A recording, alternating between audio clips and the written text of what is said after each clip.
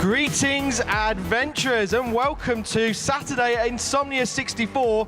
And we are on this phantasmagorical esports stage here. It is absolutely beautiful. And we have a humdinger for you on this first match of the day. We have the British Esports Championships League of Legends Schools Grand Final. And I've spoken to the players. They are so eager to get on stage and play for this amazing, amazing trophy. So let's get them on stage. First, our first team, Beyond Reality. And that is the most phenomenal entrance we've had so far on this stage. Very good, guys, very good. You are a Twitch clip, thank you very much indeed. And their opponents, let's see if they can do as well with their entrance. AGSB Esports. Give them a round of applause. This will be the first time on stage for a lot of these players. Looking good, guys. Now, this is a national championships with teams from England, Northern Ireland, Wales, and Scotland, all playing each other from each school. I wish I had this when I was at school. And this is our Season 1 and Season 2 champions facing off against each other to be the inaugural champions. So, without further ado, let's hand it over to our fantastic casters, Greyheart and Chronicler. Thank you, Stu. I am Stanley Greyheart Barker. This is Maritz Chronicler Mewson. He just calls fantastic. Oh, yeah, well, very nice. You're fantastic too. He was right. Yeah, you've been doing a great job, Stu, and a wonderful, wonderful set behind us. And it is all set for this great final that we are going to have. Beyond Reality, they are from the Cardinal Vaughan Memorial School in London. They're going up against AGSB Esports, and they're from the Altrincham Grammar School for Boys, pretty near Manchester. Yeah, I'm very glad you got all of you that pronounced that. Some of the English names are very hard for me to do, but fortunately you to help me. And I'm really excited about this match. We, of course, have the Season 1 champion taking on the Season 2 champions. These two teams haven't met yet, and that always, for me, creates a lot of question marks. Now, I know that you like to, you know, give me some flack for my predictions, and in this case, I'm going to make them anyway, and hopefully get them right for once. Would be nice. Well, I'll let you see the champ selects before I start asking you. Give me some leeway. That's who you think's going to win. I'm a nice guy, very very generous. And here we're seeing, like I say, the first ever grand final. And this is going to be heroes being created, champions being crowned. And I'm really excited to see just whether or not Beyond Reality have made a small prediction there. They carried their ADC onto stage. Now he's got to carry them through the final. So one of the things for both these two teams is that they are both very bot lane focused, right? Like, I know that AGSB, man, we're going to trip on that a lot today. HSBC. AGSB, thank you. No, that C isn't supposed to be there, is it? Or the H, but yeah. They play bot lane focus as well. They prefer these scaling bot laners where they take the pace a little bit slower and then work themselves into a position in the mid-late game where they can just rely on the carry to really carry them through. They also have a really strong jungler, Tico Survivor, who supposedly plays Turret jungle. I still don't know whether or not. I think he was being honest with us there. Well, I think if we start to see the turret bans coming in through pick and ban, then that might tell us all that we need to know. We're not going to see it just yet, though, because the first ban of this best of 3 series is going to be the Corki. And Corki, specifically in mid lane, has been kind of in the upswing recently, and we've seen Magi Felix and there is the turret ban. So that answers our question for ourselves. They don't want to see Survivor on that And the Corki, really strong pick at the moment in the mid lane. It is a little bit rough, it needs some time to scale. But with both these teams really favouring the scaling compositions, I'm not too surprised with them taking it out. Then we see a target bent towards a Mixai. I don't really want him to have the Warwick.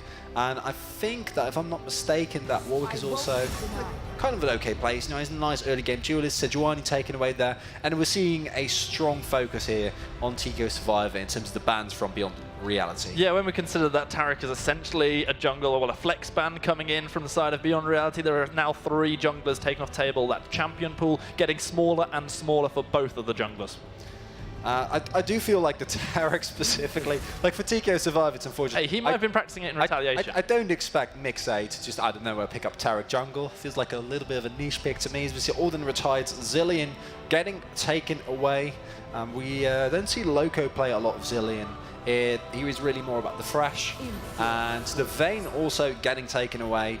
Said before, both these teams like a scaling bot lane. 6 champions removed from the 140 champion pool that we have here at League of Legends, and now we get to see what the most highly prioritized pick is for AGSB. The answer is unbenching the Kench. It's Tom. Yeah, he's about to receive a lot of nerfs, fortunately for the players. That has not taken place as of yet, and Hack's really comfortable on it. It's going to allow them to pick up a carry with more, you know, leeway as well, feel a little bit less scared about picking up. The Kaiser already taken away here, and the Lulu as well. So both these teams early on in the draft already saying, well, we know you like to play a scaling bot lane, so we're going to play a scaling bot lane. There's a little bit of flex potential. Lulu, of course, could be seen in the mid lane. We do have a UK player who's famous for playing Tahm Kench top, but realistically, it's likely that those first picks are going to be for the supports. The second picks are almost definitely the ADCs that we're seeing, with the Ezreal picked to counter the Kai'Sa. A lot of survivability in the Ezreal Tahm Kench lane. Don't expect that much pressure out of it. And I think in terms of late game, like, it is so incredibly hard to ever get to KRDCD once we get later into the game. I think that you're really not able to unless you go for some really heavy dive on the side of Beyond Reality. We see the Jarvan picked up there for TK Survivor as well. One of his stronger picks, and also just in general one of the stronger junglers at the moment in the game. And that kind of beckons the question to me what we're going to see Mixay pick up to kind of deal with it. His Eve is still available, but Eve is of course a risky mess. We see the Shen getting picked up there for a OMG J Park, and even more survivability for the Kai'Sa. All right, let's see if the Shen decides to go for the best Shen skin, that is, of course, Surgeon Shen, which was how I made my Insomnia debut many, many years ago, wearing that outfit. And now we're going to see the second phase of bans coming in. It's going to be the mid lane that's likely to get a lot of focus because no one's been picked up, most likely, for either of the teams there. However, with the side of AGSB not having picked up what is likely to be their top laner, and Beyond Reality having not secured a jungler, there's a little bit of flexibility for the bans. Kayle, unsurprisingly, taken away, given the power that she still has in the late game despite her early nerfs now. Yeah, Dashki still has his trait Morignacton available, and I would not be surprised to see that taken away. I think that Shan can do okay in that matchup, but he should be put under a lot of pressure. I don't know if you really want that, or if you want to give him a little bit of an easier lane. You're all at the risk of getting outskilled, of course, as Shan, because you don't have that much early pressure. It's more of a pick that you get for the utility that he provides, right? He can be a split-pushing threat in the late game. He doesn't chew through towers that quickly, but still with Demolish, you know, with some items, he's going to get through them, and more importantly, but the combination of Stand United and Teleport, he's always going to be able to join a fight whenever it's necessary. In the British Esports Colleges final yesterday, we did see a Xerath play to great effect for the winning team, Farnborough, a quadra kill with the Penta stolen away at the last second by Damn Mundo. There's no chance of seeing that Xerath in this game number 1, and there's also not going to be any opportunity to see any Mantra empowerment coming in from Karma. So I asked about T-Doggy's champion pool, and so I play a lot. I play over basically an ocean pool, just play everything. And, you know, the Xerath can be picked up by him. I know that he also favors the Zoe, which is something we haven't seen, and actually would fit quite nicely into the composition right. I think Zoe is just all around a really good mid laner. And the Cannon getting picked up here to deal with the Shan. I think early on especially, Shan's going to have a really hard time as he gets tankier and tankier. He's going to feel a little bit more comfortable in the lane, but early on it's not great. And we see the Nico getting picked up here for AGSB Esports. I'd like to touch a little bit on the Evelynn that's been locked in for Beyond Reality. With that invisibility post level 6, there is going to be opportunity to get in, get some of the flanks with the Stand United on top. This might be some of the dive potential that we need to see them actually have any opportunity to get onto Ezreal despite Tahm Kench's protection. I'm going to be honest, as we see the Alistar locked in, it looks like you were right. We'll be seeing the Lulu in the mid lane then, I assume, unless we're going to get some really weird swaps. And that means that is a really strong focus. The Alistar also provides you with, in my opinion, a more reliable way to, kind of get back on that carry. But even then, I feel like you don't really want to get on top of the Ezreal, or really you don't have the composition that really allows you to, unless it's the Evelynn with a flank. Everyone else, you can go for the, in the mid game you can go for these cute submarine plays, right, where Evelynn comes in stealth, you use the Stand United to go for the flank. I think in late game team fights, Kai'Sa's just going to have to do the work. You're going to have a beefy front line with the Shen and with the Alistar, but even with an Alistar locked in here, I don't see a way unless you get some crazy taunt off, you're ever going to get to Ezreal, because it's Ezreal, he in general is really hard to get to. Then you also have the cannon, which with the slicing maelstrom is going to provide a lot of zoning. And then you have a Tahm Kench on top of that. I think that once we reach the late game, it's going to be more of a question of which AD carry can fulfill their role better, because the Kai'Sa does shred through people so fast. And in a world where it's really important which ADC fulfills their role better, well, no better way to set that up but than by playing a protect the ADC composition. Stand United is there. You've got the wild growth from the shields from Lulu. There's all sorts of protection available for the side of Beyond Reality, and they've definitely drafted saying all our eggs are in the ADC basket. Very suitable at Easter. Yeah, definitely. And both of these teams like a style, and we really see them go for it as well. And what I'm wondering is, how well are we going to see these two teams do in the early game? Because Evelynn specifically, pre-6, really doesn't do that much. Maybe you can get a nice charm playoff, but you're never going to outduel the Jarvan. You're not going to have any real pressure in the lanes up until the moment where you get that stealth. So TKO Survivor will have the opportunity early in the game to kind of do whatever he feels like, right? He can go for aggressive invades, he can go for some aggressive ganking paths, because also in terms of counter ganks, I don't think Evelynn's going to provide that much. There is some setup. Once Evelynn gets some items, if you have a Lulu lane, you can go for the Polymorph, you can go for the Wild Growth, that's pretty good setup. You have the Taunt for the Shan, is really easy, but that relies on your Evelynn to kind of get something going. So I do feel like, specifically for that, there is a little bit of pressure on Mixay to find those opportunities. If he doesn't find anything and he falls behind with the Evelynn, it just doesn't do that much. And then you have a composition that really is going to lack a lot of damage, because you just have the Kai'Sa. Now, if Kai'Sa ever gets ahead, I think that they're in a prime spot to take it, because with the amount of help that the Kai'Sa is going to get, she's just never ever going to chew through it. And I think that on the other side, there's a lot more, they don't put all their eggs in one basket, right? They have a little bit more spread out. You have the opportunity to get a lot of kills on your Jarvan, and he's going to be able to hard engage. The Ezreal's really nice because he is going to always skill into a late game monster, but also he's going to have so much survivability that can pull off these crazy offensive plays. Mal, I'd like to take you back to something you were saying in regards to Jarvan about how much he's going to have the opportunity to do what he likes early on. Even though Evelynn's not going to have the invisibility available to her until level 6, the camouflage, as it's now called. What? I can totally say that word. Invisibility. It's okay, you're not from the UK. Oh, no, wait. Oh, dear. Wait for you. Even though she's not going to have that up until level 6, the charm is still going to be there. The possibility for early ganks and putting an extra bit of lane pressure is on. I'd still really like to see the Evelynn kind of not just power farming, getting to 6 as early as possible, but trying to impact those lanes early on. Yeah, but I feel if you're ever in a situation where, as Evelynn, you try to get a gank off before you have a runic aggros, before you have your stealth, and you're so much easier to track, you're so much easier to see. If you're ever in a 2v2, like, I don't think you're ever going to win that. Cannon Jarvan is going to absolutely Shrek anything that you try to throw them early on, right? Like, the Shen doesn't do that much either. Like, let's not forget, I think Shen is going to have a good time once he finishes Spectre's Carl, once he gets some pushing power going, he can just shove in against Cannon and try to make plays around the map. But an early 2v2 against the Jarvan, you're just not going to win as Evelynn. And maybe you can make some bot lane play, because we talked about these teams are both bot focused. But in terms of setup, ganking against Tahm Kench Ezreal, that's going to be really hard, because it's Tahm Kench Ezreal. Maybe you can get the Tahm, but there's where you're just never going to get to. And with the Alistar, that's made it a little bit easier. So I actually like the switch here, because I think that without the Alistar, if you just have Kai'Sa Lulu, playing around the bot lane is a lot harder. Now, if you actually find the plays, you can also hard engage upon them. And I think that's something that they really needed. So from the early game potential ganks to the late game potential damage, just how long do we need to see, how long do we have to wait before we see Kai'Sa hitting those power spikes, unless she's able to get really fed early on? I think it's just 2 items, and that's where you really start to get going. Ezreal takes a little bit longer, in my opinion, although Clapto is going to help you there. As we see Glacial Augment Lulu really going for the consistency. And Glacial Augment Nico as well. That's really cool. I like that. So this is game 1 in the best of 3 series. Both teams know that if they lose this first game, they find themselves match point down.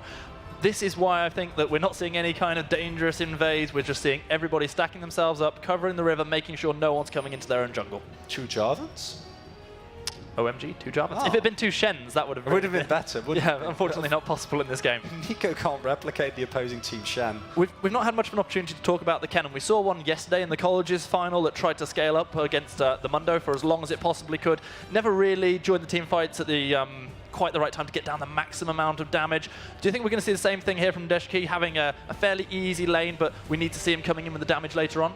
It's an easier lane, and in conjunction, he's running Phase Rush instead of the Kleptomancy. I think Klepto is a lot better in lanes. It allows you to hit your power spikes earlier, and it's better if you can actually make use of those. But that was a really hard thing to do yesterday for Sears. And the Phase Rush in team fights is really nice because it's going to give you so much more mobility to try to get off these big slicing maelstroms. Combined with the Cataclysm, the Nico ultimate, AGSB Esports actually has a really easy to execute teamfight combo where you can just layer a lot of big AoE ultimates combined with the Ezreal damage and Arcane Barrage here and there and the safety they can provide. So they have a really easy to execute combo. We already see TKO Survivor making his way down bot lane. Here he is, the Flag and Drag available for the jungler, decides not to opt into it, however, just showing his face, putting a little bit of presence on the map. He and Evelyn have a pretty heavy opportunity to meet each other contesting this Scuttle Crab. It looks like he's just going to say, you know what, I don't want any part of that. And we see J Park going for a double rejuvenation bead there with a potion as well. So he's going fully into sustain, which I kind of like against the cannon. You're going to get harassed a lot. He's already getting zoned a little bit, but that's kind of what you expect in terms of CS. And it's also going to build nicely into what I assume is going to be a TM up. Disappointment for me personally, as we're not going to see the Surgeon Shen, but we do have Kennen MD. It's close enough. It's not quite as good, but it's same skin line. It's a great skin. And finally, we do see this clash of junglers. And it's also going to be the Nico coming across as well. Decent damage, forcing the flash out of the Evelyn. Has to get to safety as quickly as possible. Going to give away another Scuttle Crab to the Jarvan. And there's nothing you can do about this. Mixer, unfortunately, due to his pathing, was not able to pick up a Scuttle Crab without meaning TKO Survivor. That means we now have a double Scuttle start for the Jarvan. That's really going to help him out early on here. And it's going to delay Mixer's level 6, which is, we were talking about previously, really what you were looking for here as the Evelyn. So that's a little bit unfortunate. It's going to take a lot longer for Mixer to really get anything going. And that means that Beyond Reality, they're just trying to get through this early laning phase. They're trying to hit the 6s because Shen is also a pick that he's just going to use so much better once he actually has those ultimates available. Mao, you've had 3 and a bit minutes of action to contemplate your decision. Who are you going for in this, particularly this game of this series so far, based on what we've seen? I think we're going to go with Beyond Reality. Beyond Reality? I'm liking the Protected AD carry comp. I think that if Kamzo falls behind, though, it should be an AGSB Esports win. Oh, we're going to see Evelyn managing to get the taunt down. Decent damage going through to the mid lane, and the barrier is going to be popped by T-Doggy, keeping himself alive. The Ignite, sorry, no Ignite there, but just the barrier summoner spell being used. A lot burned from the red buff. It was a really nice connection from the charm, given the split off that Nico tried to use to escape. Indeed, I like that they disengaged there as well, just forcing a summoner, because if they would have sticked around for a little bit longer, TKO Survivor would have loved to re-engage there on a counter gank, and he is continuously making his way towards these lanes. He keeps looking for these ganks, but thus far, Beyond Reality, have been able to play against it fairly well. Okay, just a nice slow build. Not as slow as yesterday was. We had to wait till around about the 10-minute mark before our first blood in the colleges final. Let's see whether or not Beyond Reality and AGSB want to keep us waiting quite that long for the action that we so desire. We've got to get that first blood pre-10 minutes, please. We also don't know yet which dragon is going to spawn, which I think is also going to come in huge, because if it is an Infernal Dragon, maybe we're going to see a really early, risky play from TKO Survivor go for a solo, as opposed to, you know, trying to want to get a team fight off and make it work from that. Because if they do that, I think that AGSB Esports is going to have an easier time. If they wait a little bit longer, if Beyond Reality hits 6, that's already when they start hitting the power spike. Although that slicing Maelstrom, the Cataclysm in these dragon fights rather can't be overstayed, but it will be an Ocean Dragon. Yeah, Ocean Dragon is around, so not quite as high a priority, though it is very nice in the early levels to have that extra sustain. Yet again, Jarvan and Evelyn both on the bottom half of the map. We are going to see yet another Scuttle Crab being picked up by Jarvan in just a few moments. But Mixer is making his way over there. I don't think he can't realistically contest here. Conqueror Jarvan also a lot more sustained than the Electrocute, or that we used to see a lot as well. And there will be another Scuttle Crab going over, and we already see now level 5 here for TKO Survivor. That power spike is going to be hitting early. I hope he can get a Cataclysm gank off, because that would be a really good way for them to get into the mid game here. And that's what happens when you end up with all 3 Scuttle Crabs early on in the game. It just sets Evelyn that little bit further behind. She's not going to be able to get her invisibility quite so quick, not going to have the Widowmaker damage coming in, and this is why Jarvan has got to try and make those plays sooner rather than later. And I feel like the Ocean Drake is just free to pick up here as well, with the priority that we see in both bot lane and mid lane. J Park does understand United now, so this is where the game starts to get interesting for me. And it's also, this is such a classic first game in a best of 3, because we saw the same thing yesterday, where both of these two teams, you're on the stage, you're still getting used to your gear, you don't want to make these higher risk plays, you just want to kind of get accustomed to, and you don't want to get behind in such an important best of 3 right from the get-go. You mentioned there the pressure that AGSB have in the bottom lane. They've consistently been pushing Beyond Reality up, but credit there to Sir Kenzo, who has managed to keep himself ahead in CS despite that. Yeah, and there's been a lot of priority, but it also means that TKO Survivor can't really make anything work, and they haven't really been using this priority because no Dragon has been picked up. They haven't really gone for any invades, and now that Mixeye is approaching level 6, I would like to see some deep vision being set up in the jungle of Beyond Reality, because if they don't do that, it's going to be so incredibly hard to keep consistent track of the Evelyn, and that's when she really thrives, when there is a lack of information and the opponents don't know where she's going to strike. Off this back, the Evelyn isn't quite going to be able to complete the Runic Echoes, just getting that amplifying tone to go along with the chilling smite. At least a decent bit of damage coming in, and level 6 will be present soon for the Electrocute Eve.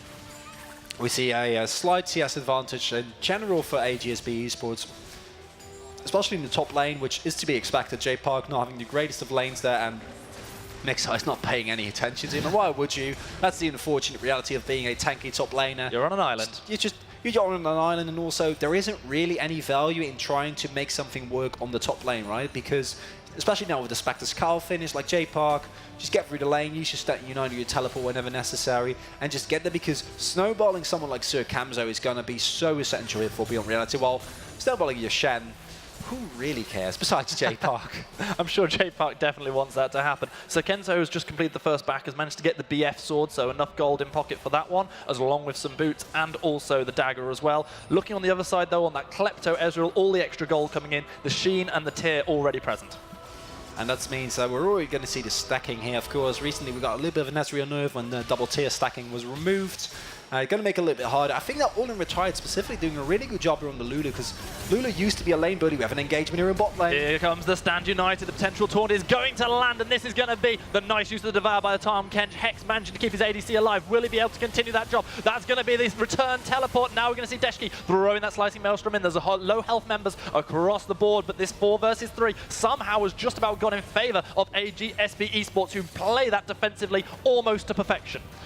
And that's the thing with Tom Kench. Even if you get so close to killing the Ezreal, if you don't kill him in a single rotation, you give the chance for a Devour, really well played there by Hex. In the end, I think this is a relatively even trade, because a lot of summoner spells being used, but J Park will have the teleport available, while the same can't be said for Deshki. And that's how he's able to teleport him straight back up to the top lane. Going to get there, going to pick up as much CS as he wants. It is, however, going to open up the opportunity, with everybody being down in the bottom lane, for AGSB Esports to get the first objective, that Ocean Dragon. And I'm loving the decisiveness from Beyond Reality to go for that Stand United play. I think that's a really good call. But I feel like if you just target the Kench there, you're always going to take him down. There's no chance whatsoever that he's able to get out. But the Ezreal is such a slippery target, and then combined with the fact that Hex kind of can just eat him up and walk away there, makes it so much harder. When you kind of factor in the returning teleport for J Park going to top lane, that ended up being 5 summoner spells for 5 summoner spells. Every single bot lane summoner burned by Beyond Reality. We do see the teleport is still there available for Ezreal, but all of the remaining sort of defensive summoners are gone, and this does mean that everybody is open for a return gank.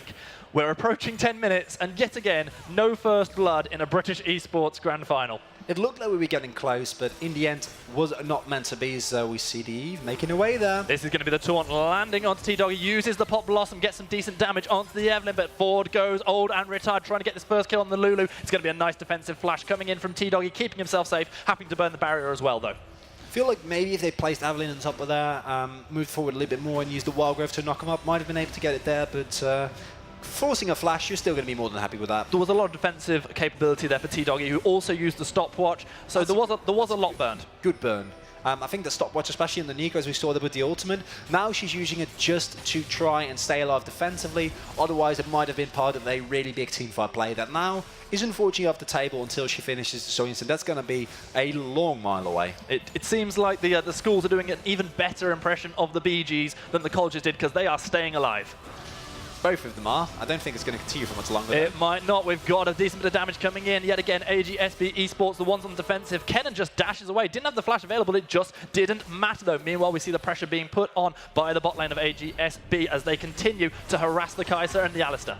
We see both Nico and the Jarvan have been making their way up top. T-Doggy and TK Survivor looking for a play there, but fortunately, Beyond Reality isn't really overextending. That's just something interesting that we've seen from both these teams. They're trying to make plays, but they also are really quick to hold back, fall back, and make sure that they don't get over-punished, which is something that we saw yesterday, of course, where a game can swing so incredibly fast if you make one over-aggressive play and you get punished heavily, and especially against the composition with a Jarvan, a Nico, and a Kennen. Fighting those three, if you're not in a good position, is going to be atrocious for you. One of the best reads I had recently was looking at a post on Reddit which was comparing the potential gold gains from getting a kill but diving and having to recall yourself, not getting any extra wave, or actually not getting the kill but forcing back and picking up waves yourself. And actually the amount of minions that you can pick up through the through staying in lane and forcing the other person away can actually lead to more gold than the kill does. So right now what the side of Beyond Reality have been able to do a couple of times has helped them out, but they still find themselves, partly because of this Klepto Ezreal, at a gold disadvantage. It's the Klepto Ezreal, it's a sizable gold lead in the top lane where Jay Park is just kind of, unfortunately, stuck in the lane. But now we're seeing more and more global objectives drop because we see that Take a Survivor is making an aggressive play there on the Rift Herald. I don't think he's getting matched. And this is the point in the game where I'd like to see Mixay try and make more plays and also try to get more vision, because giving up Rift House for free isn't really something you can afford to. And this game is going later and later without a first blood. The teams are staying fairly level. Which of these two team compositions, as they start to scale up, do you feel this benefits the most? I feel like the composition from AGSB is a lot easier to execute, but will fall off later in the game. I think that Kennen and Jarvan are going to kind of lose their appeal, whereas Beyond Reality, they have a very clear game plan. A lot of upfront damage with the Evelyn, and then just make sure that Kaiser stays alive. And thus far, both AD carries are really on an even footing here. Oh, Old and Retired took a lot of damage from the Nico there. The root landed, the poke was quite heavy. Evelyn waiting in the wings if T-Doggy decides to continue to go forward. Remember, the Pop Blossom is still available. The barrier is back up for T-Doggy, who immediately steps away, respecting the Eve, but the charm is going to land. Decent damage comes in. That is going to be the nice charm, the nice Pop Blossom, the Widowmaker used by Mixay. We're still waiting on first blood. And that staying united was nice. I think Mixay might have survived, but you don't want to take the risk there. But that cooldown is getting used. A little bit CS lost once again here for Jay Park, and perhaps most importantly, just not able to get the kill on T-Doggy again. And I feel like if we see some more repeat ganks when not both summoners up, like right now, doesn't have the barrier, doesn't have the flash available, then we're going to see a work here. Now Ordinary Tide is forced to flash himself just to stay alive. But he does stay alive, and both of these teams playing so nicely in their defensive plays. T-Doggy, however, considering the pressure he's been put under by Evelyn, has actually done a really, really good job of turning that aggro back onto Old and Retired. And now we're going to see a decent bit of, sorry, that's the turret plating falling off as a bit of damage is put down onto the Shen. This game has gone so long and so little turret plating's been picked up, so all that extra gold that could have been gone, going over to a team, if they've been able to get that, that's now not available, but the Herald is summoned in the bot lane, and this could mean the potential first turret.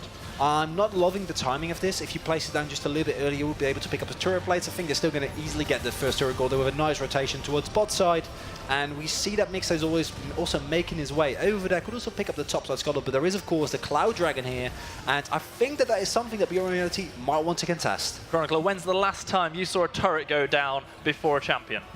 Somewhere in LCK. I think that's the only region where stuff like this happens regularly. Ultimate Tide, got to be careful there. This Dragon has been started up. There are 4 strong members. We're going to see the flashball, but the nice Cataclysm locking multiple members of Beyond Reality. We get the first blood, and it is Alistair who secures it for Beyond Reality. Kaiser gets one as well, and now the damage is being turned all onto AGSB Esports. They lose 3 kills. They're going to lose the Dragon as well. 2 of those kills go over to Kaiser, and my word, that's exactly who you want to get them.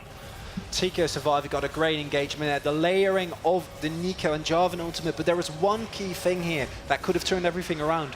Dashkey's teleport was cancelled. It was channeled. A slicing Maelstrom in that fight would have been absolutely mental, but he wasn't able to actually get it off. Imagine a cannon in that fight, because the entirety of Beyond Reality was just stacked right on top of each other, but it just was not enough damage, and then it starts to snowball so fast. Teleports can't be cancelled anymore by the people who are actually using them, remember? So there is only one possible explanation. I mean, J Park cancelled it. It was the taunt. That's all it could have been. Absolutely wonderful. Yeah, no, he couldn't cancel it himself. It was J Park who was able to cancel it. And because of that, now all of a sudden, we have a Cloud Dragon, we have a gold lead, and Beyond Reality is looking a lot better, because look at who was able to pick up those kills and now has an Infinity Edge. It's Sir Kemzo. Yeah, in comparison to the Frozen Fist that KRDCD has, it's definitely a big power spike for the Kaiser, who is already the main focus of this Beyond Reality team, as they really look to put the game on his shoulders.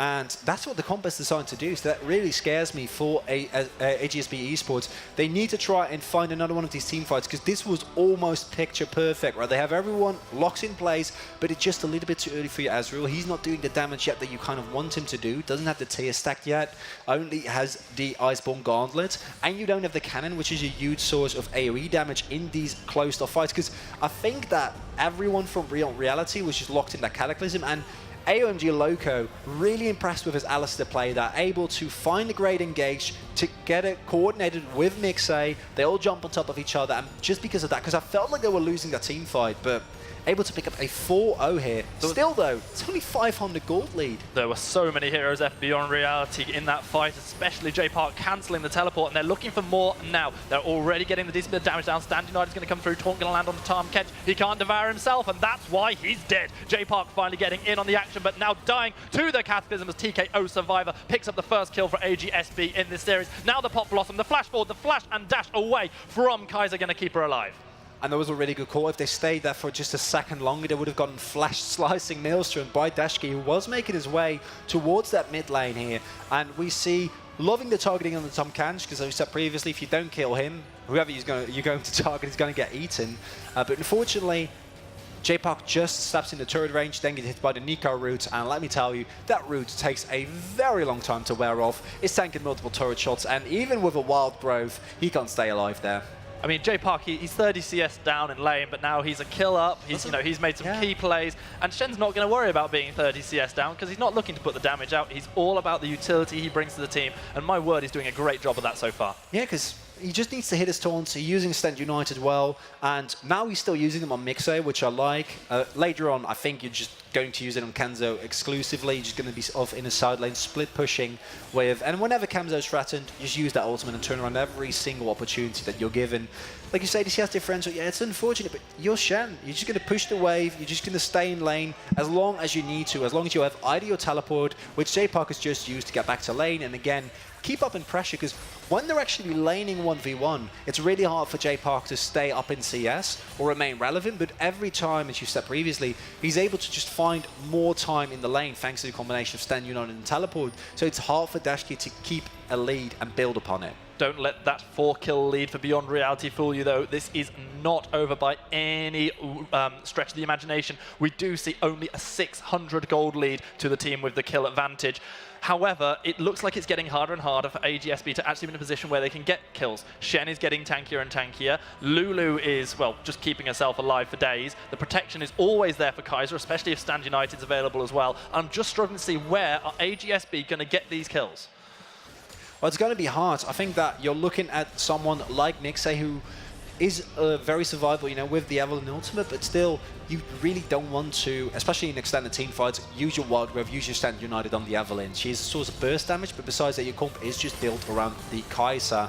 And maybe with the Titanic Hydra, I think initially here, J Park is also going to be able to actually do some damage, but as the game progresses, we're not going to see a lot more of that. And it actually is hard to kill anyone here. I think Lulu's also a good example, and Loco, about to get caught here, but they don't want to chase him into an unwatered jungle. I thought he was going to have that third tongue lashing coming through and the stun going to hit, but it wasn't to happen.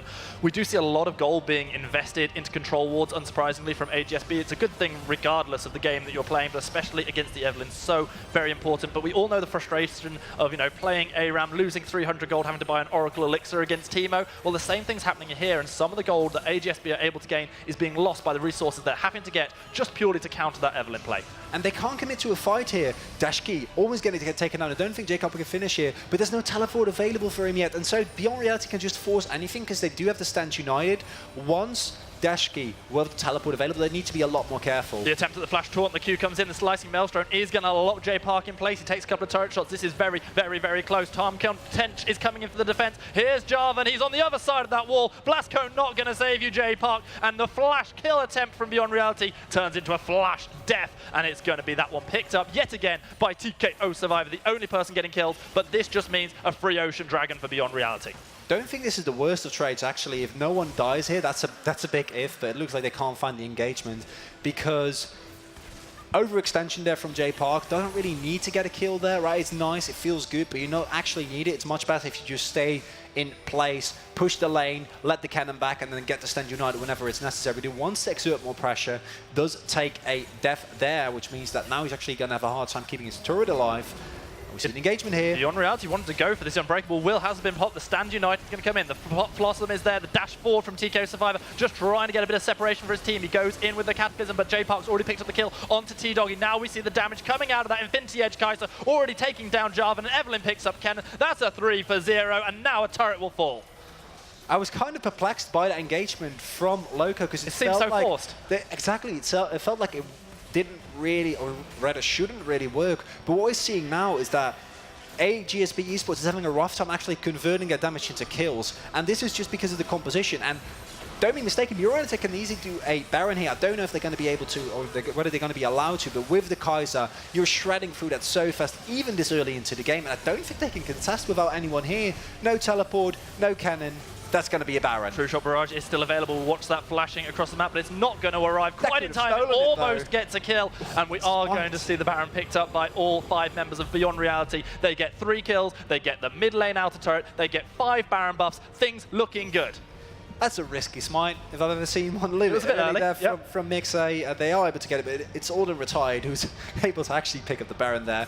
And this is what's been surprising me thus far. I'm really impressed with the shot calling from Beyond Reality, the way that they commit to an engagement, and how tanky J Park and Loca already are. Because we see a lot of damage coming through, but it's Sir Kemzo in the backline can just do whatever he feels like. He's already shredding through a lot of the members. He didn't even have his Gunblade there, or his Rage Blade there yet. We'll have that available now. And it's just a little bit of damage from Lulu, a little bit of damage from Shen, a little bit of damage from the Alistar, but it's just Sir Kemzo who keeps it all together. And what was happening, let's not forget, Dashki just got solo killed by Mixay. And that's really rough. Look at the middle numbers on the right-hand side of our scoreboard. Obviously, the 2 deaths for the Shen, but then 0, 0, 0, 0. This is a team who have managed to preserve all of these kills from being passed over to AGSB for so long, and now with that extra tankiness coming in, you're talking about the continued protection that we've talked about over and over that comes in from Shen, that comes in from Lulu. Things are looking a little bleak for AGSB Esports, but they have managed to stall things out a little bit, as there aren't a huge amount of pushes coming in from this Baron buff, apart from in the bot lane. And I would like to see AGSB kind of switch up the strategy, because it feels like they're defaulting to just playing kind of a, an ARAM style where they all go in, or the Retired gets tagged out, but J Park is there to save him.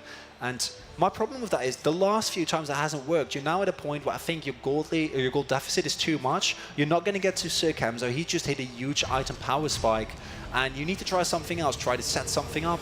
Especially now with the Baron, I mean, you need to take a more relaxed approach and just wait for that to be over and try to defend. But AGSB set up a crazy brush play, try to go for a big flank. Stop trying to force these straight up 5v5s and 4v4s, because I don't think you're going to win them anymore. It's not the ideal situation for them to be in, but on the plus side, you do see that they only look like they're going to lose that 1 outer turret in the bot lane to a Baron buff, and actually that's not a terrible situation to be in. It doesn't really reflect the fact that there is this 4k gold lead coming in. And that's thus far, right? Forced to eat my words immediately, as it looks like another outer turret probably going to fall in the top lane. And I think you can't win this 4v4 as we talked about previously. Now they need to be mindful, and this might be a test for Beyond Reality, because if they get hard engaged on, the Stand United United is available, though. Look at the damage is starting to come through. The Ezreal now has got the Man on the Moon completed. The IBG is there as well. The turret goes down the top lane. Stand United available for J Park. So AGSB have to be so very careful. Interesting to see the Hex Drinker being picked up by Ezreal. Yeah, just gives them a little bit more survivability, the lifeline shield keeping you alive. There is actually a lot of AoE magic damage coming through, both the burst from Mixer and just the mixed damage that Kaiser does. As we see the Rod of Ages, fairly late finish here on Alden Retired. He's not going to be able to actually be done with that until 35 minutes into the game, and I don't even know if they're going to get that far, but the pace of the game still isn't that fast. A good defense coming out from AGSB, and I would actually not mind seeing more of a one-for-one style when you do have the Baron buff if you get some additional vision, but it looks like they will be making a play here towards the Dragon. I haven't seen quite yet which Dragon that is going to be popping over. Looks like Beyond Reality to be able to secure it. They've got a few seconds left on that Baron buff, maybe looking to see if they can push these waves out a little bit more with the empowered minions. And they should be able to, but I don't think they can get through the wave clear here. Also see J Park just laning against Dashkey. Neither of them really looking for anything. As I said before, with the Shen, you can't really go for something that aggressive. It looks like a Mountain Drake. There we go. And that's going to be really good. Actually, Mountain Dragon might even be better than an Inferno, because Beyond Reality already have a really fast Baron. There we see the Arcane Barrage, but that's not enough this time. Smite does hit, and a bit early on it, but you know, you can't really expect. KRDCD is going to find one of those at some point. At one point it's going to come through. It's going to be the biggest moment of the weekend. It's effectively blind, scream, right? More importantly, Kaiser already stretched through Baron, and now with the Mountain Dragon also being picked up, I feel like every single moment that you don't have vision on Beyond Reality, that you don't know where they are at what point, Freeman can just shred through the Baron as long as Sir Kamzo is there, so he needs to be tracked. And we now reached a point where Takeo Survivor and Dashkey, even if they find the perfect engagement, right, where they can dive on top of Kamzo, they can get the flank, the Slicing Maelstrom, the Cataclysm, I don't think they're going to chew through him, because don't forget, T-Dog is also going for a more supportive build here as well, which on the Lulu makes a lot of sense. I don't mind it as much on the Nika. I think that there's merit in going for something like that, playing a more like, you know, an AoE utility mage, but it does mean that there just isn't as much burst damage that you would have with an upfront burst mage, right? Or if you go for something more aggressive like a Luden Sacco build. And because of that, Sir Kamzo is not on front, and that means all the pressure is on the Ezreal. He needs to perform from here on out. You drew attention to the fact that both the supports have gone for that Glacial Augment. Now we see that Twin Shadows there for the Nico on top of it. Feels like that's an alright position to be when you're ahead, and maybe you're just trying to force some engages. But when you're this far behind and you're not able to put the damage out quite so much, it feels like it's not playing into his hands. I feel like once you've committed to the Hackstack Glacial Augment build, you kind of have to stick with it, right? Like Hackstack GLP, Twin Shadows, this items just synergize very well together, and it also makes it easier for your Ezreal to hit his skill shot. So I kind of understand it as we see the turret getting pushed in here. This is the thing though, if Kamzo isn't anywhere, AGSB can just strike, right? Because Beyond Reality, yes, Kamzo's doing really well, and they will win probably any team fight where he's there.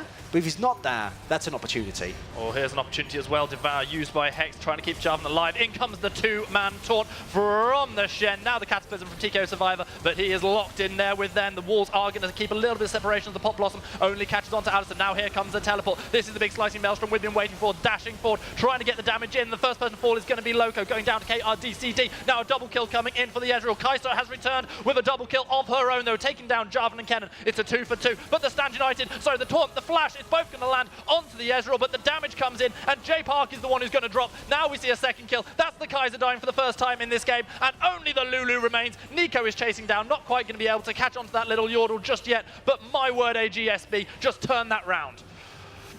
It was close, and I feel like Beyond Reality, the only real misplay that we saw from there was going in with the flash. In the end, if J Park hadn't gone for the taunt flash a little bit greedy, as All Retired is going to get taken down eventually. That leads to a full ace. But more importantly, this is what happens if the engagement is a little bit scattered, if they're not really on the points, and they had to use everything just to keep Sir Kamzo alive, which is fine if he's able to then reliably output damage. But that took a little bit longer as well because he was threatened so much. Great play here by AGSB, making good use of an overextension there in the end. I love the flank from Loco, but I feel Kamzo was a little bit later in that fight than was necessary. Then you see they lack the damage. And in the end, of course, this was a 2-for-2 trade, which you're more than happy to take. and then the overextension. That was all it was, plain and simple, because even though the Flash Taunt landed, the Arcane Shift came in just in time to keep the Ezreal alive, and that really was all that was needed. The Baron is up for the second time this game. Last time it came on the back of deaths for AGSB, and we saw Beyond Reality just able to use the death timers to their advantage, shredding through that one. Now they've got themselves a Mountain Dragon as well, and that's going to mean that AGSB have to be so very, very careful, because this could go so stupidly quickly, especially when you've got an Infinity Edge, Rageblade, Randuin's Kai'Sa on the other team, with a Mountain Dragon boosting the damage. And that Renar's Hurricane is going to make it so much easier to just get the entire team fight involved, or rather hit the entirety of the enemy team. And I'm wondering, more importantly, how this next team fight is going to be set up. Because if you fight in the choke point, I still think AGSB is going to take this fight. We've now reached a point where the Ezreal's doing enough damage, has the Hextech Gunblade finished as well. And starting the Baron here, not a good move in my opinion, unless you really want to force something. But I don't think that that's what they actually want to do. We're using the split push here now, though. This is what Shen excels at. The teleport is available, no stand united, but it does force the back here from Deshki. And if they can fight in an open space, I think Beyond Reality are going to be fine. But if AGSB catch them in a choke, they're gonzo. Deshki's having to respond to Shen. Deshki does not have teleport available on the back of that last fight where he used it so effectively. And this means not only will the stand united be there, the teleport will be there as well. Look for that crazy engage coming from Beyond Reality.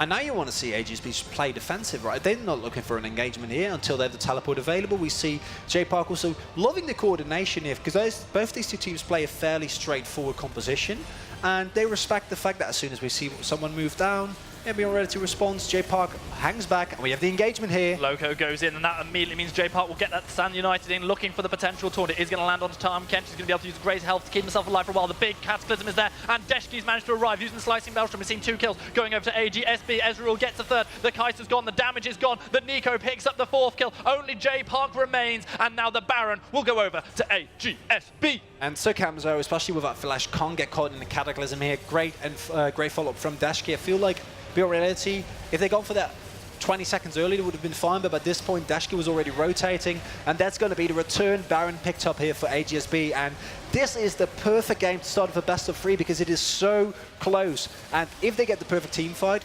AGSB's composition is so easy to execute, and they do it so well as well, right? It's so straightforward. Just layer these big AoE ultimates on top of each other, keep K, R, DCD alive, and then the only thing that Beyond Reality now need to do is, again, make use of the split push pressure, and more importantly, Camzo, you can't get caught anymore, because if that happens one more time, I think they might be in for a hard spot for him. That's what it's all about right now, Amal, because it's Easter and I feel like I can't say eggs in one basket a million times, but the fact is that that is the situation that Beyond Reality have, and if Kai'Sa dies, the fight is essentially over for them. I feel like Mixay can actually make some big plays if he's able to give it a second rotation, especially when he will finish the death cap, which is what he's almost getting towards.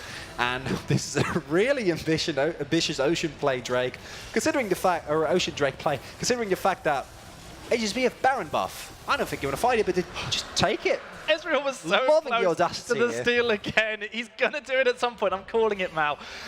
What we've just seen there is the 2nd Ocean Dragon secured, a 4th Dragon from Beyond Reality to the 1 of AGSB. And because that happened at 32 minutes, the next Dragon that will be here in 5 minutes' time is the 1st Elder. And that's a big win condition for Beyond Reality, not so much for AGSB, it's more for them more about denial. But giving over an element, or the Elder Drake when the opposing team has 4 Elemental Drakes is going to be a huge boon to them. And that means that we might see a Baron and Elder Drake split coming up soon. And that's why I really like seeing Beyond Reality go for that slightly risky play against the Baron empowered team, because actually taking that as soon as possible accelerates the possibility of them getting not necessarily even 1 Elder Dragon, but even more if the game stalls out further.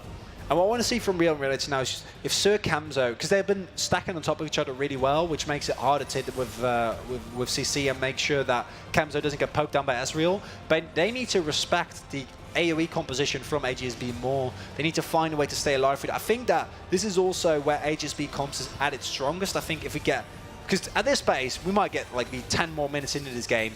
Then I think that AGSB is going to fall off a little bit more, because the Ezreal is still going to be really strong, but the Cannon and the Nico are going to start to lose relevance while the Eve becomes stronger, and the Kai'Sa is also going to remain incredibly powerful here. We see Redemption as well on All and Retire, but it might be the first inhibitor going down here. J-Park, though, also looking to pick up a turret in the back of it, because that's not the greatest of trades. Yeah, the split push is coming in from Shen. I'm not entirely sure he's going to be able to get too much, as the recalls are probably going to be channeled fairly shortly by AGSB. We are... Ooh, that was a little bit of a dangerous moment of Deshki, the flash forward of Mixer. He wants to get the catch, he's going to get it. Widowmaker secures that kill, and now Kaiser's dashing forward, going for the killer instinct. The Devour is used onto the Ezreal. Now the Redemption coming in. That's going to be the flash forward. So Kenzo's going big, but he's going home. It's going to be KRDCD getting that one, and now the damage is gone. That's not beyond reality. Let's see if AGSB can turn this fight all the way around. Loco gets devoured, Loco gets spat out. It's going to be the big jump in from Shen. He gets the kill onto the Ezreal, and now with both the ADCs down, it is just an absolute fiesta. The Pop Blossom has already been used by Nico, but the root lands. That's going to be another kill, nice and easy for the side of AGSB, but now the Nico goes as well. Everybody's dying, only 2 remain. It's going to be the Jarvan, it's going to be the Shen. They walk away from each other, the sole survivors of an incredible fight. TKO survivor named aptly there, and more importantly, what a crazy team fight there. Imagine if Kamzo hadn't flashed forward that greedy for the kill on the Ezreal, and the standard decisiveness and the pressing needs to make this work. But if that hadn't happened, this was a 4v5. Right? Dashki wasn't there. He got taken down thanks to a great play from Mixer, also showing why the Eve is such a big threat.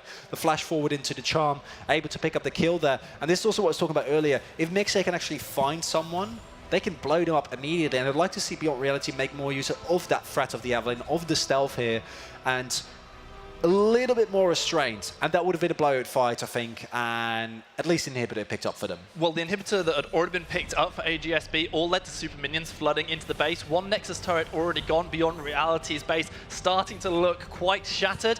We're getting to a point now where in just a minute or two, the next Baron is going to be available. We're going to be looking at that Elder coming on the table. You talked earlier about the potential split, which is going to be where one team goes, this is what our priority is. The other team goes, no, we'll just let you have that and we'll take the other thing.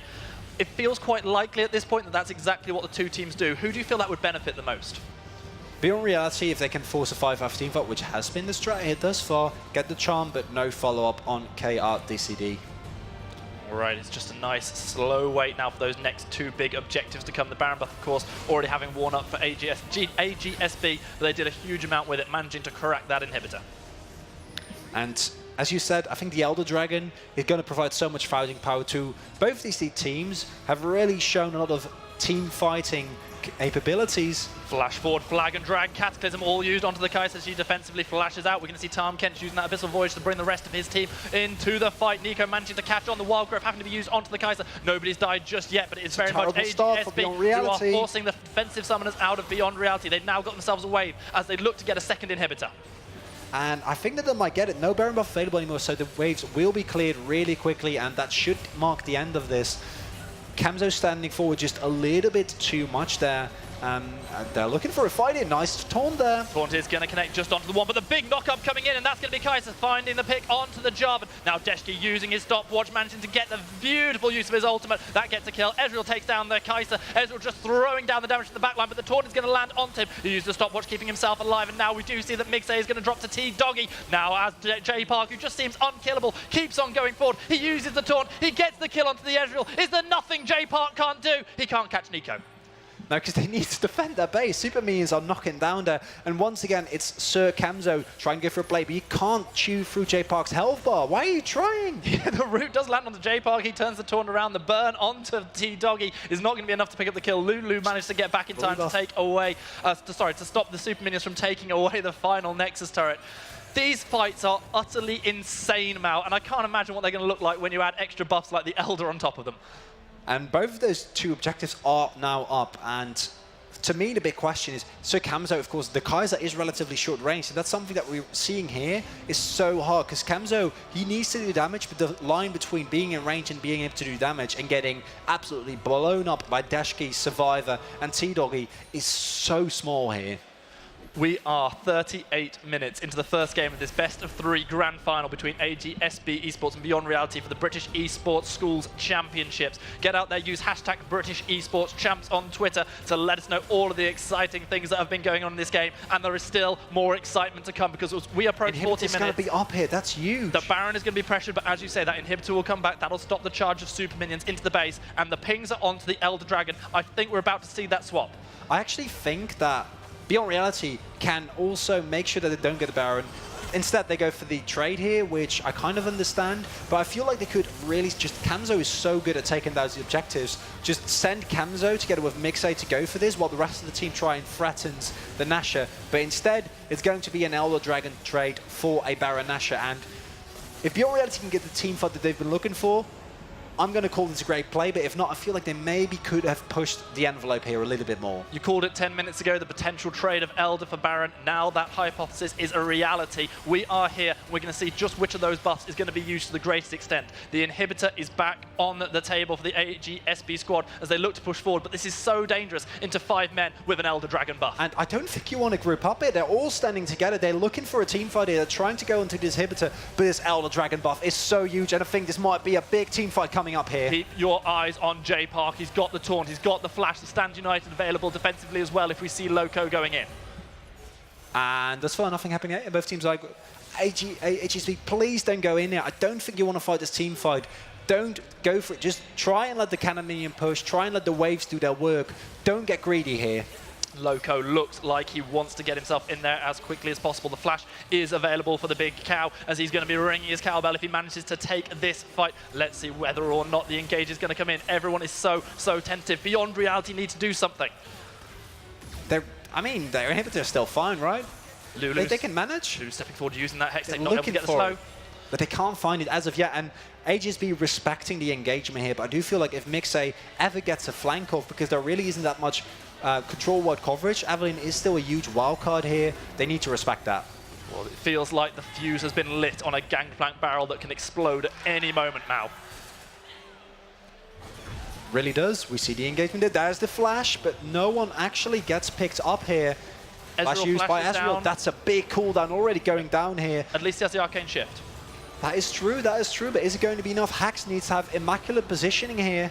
We see them move forward. Consistently going forward, trying to get the chance. And now they're the ones pushing what they're doing, the Baron buff. Absolutely. Instead, it's going to be the team with Baron who look like they might give away a turret. Remember, this is just an inner turret. They're still not being able to push onto the side of the inhibitors yet because the defense from AGSB has been so good.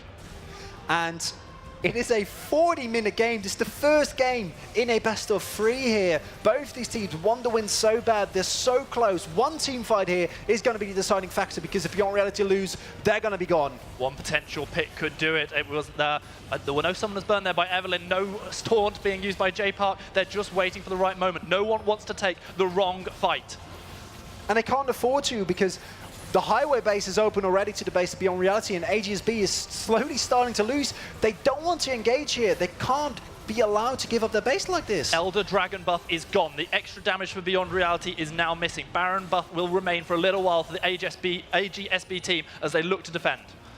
And I think they're going to be able to, because now Beyond Reality really need to respect that. But Evelyn is in the prime position for a flank here. Mixay, is he going to find someone, though? That's T-Doggy's clone we see running towards Alistair. On the side, we see Lulu. We see Evelyn. They're looking for the potential It's a back and forth in mid lane. It's all about the next fight. This game will end on the back of one team fight. Win or lose, this is what game one is going to be all about.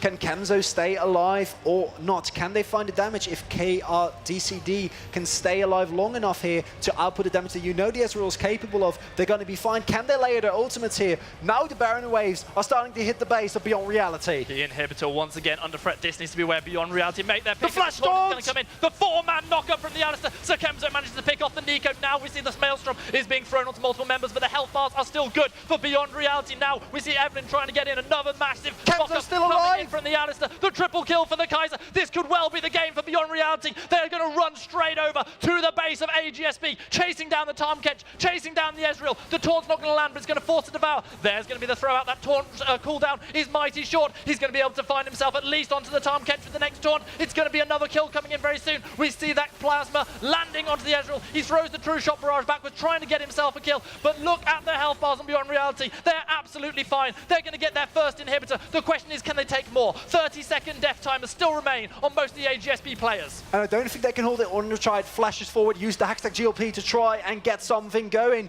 And it's all onto KRDCD now. The first Nexus turret is about to fall, Greyheart. We've got one Nexus turret down, and the first team to lose both their Nexus turrets is going to be AGSB. They're going to get some death timers coming back, but they're not in time. Game number one is going over to Beyond Reality. They've got the damage. They've got the lead in the series. And what a grueling fight. Can we get a huge applause for both these teams? Because that was incredible. A 44-minute slugfest with the gore totals being so equal. for the entirety of that, and it all coming down to one big team fight, that extended chase down mid lane, and still not having enough to defend there. My heart was in my mouth at times there. I do not remember the last time I saw such an exciting, epic conclusion to a game. And that was the first game of the series. Imagine what is still to come in the potential 2 other games that may follow it. I'll tell you what, AGSB, they're definitely going to be hoping there are still 2 games to follow it. We've got an opportunity to have a little look at some of the replays, some of the highlights from an incredible match. And these are the big plays. I thought that Jay Park at times was playing really far forward, but it also was kind of a win condition when he was able to find these big taunts. And you know, Jay Park and Loco, they're twins, and I'm not even making it, like, it's really showing the way that they're able to consistently find these engages together, the taunts into the Alistair. I don't think that's a combo you can give over to Beyond Reality again, because while the positioning from Sir Kamzo has been a little bit suspect at times, which, let's be honest, he's playing against a composition that's designed to kill him, while he has a composition that's designed to keep him alive. His positioning needs to be absolutely immaculate, and this is the big play that ended it all. The taunt, the flash, the death for AGSB, the victory for Beyond Reality.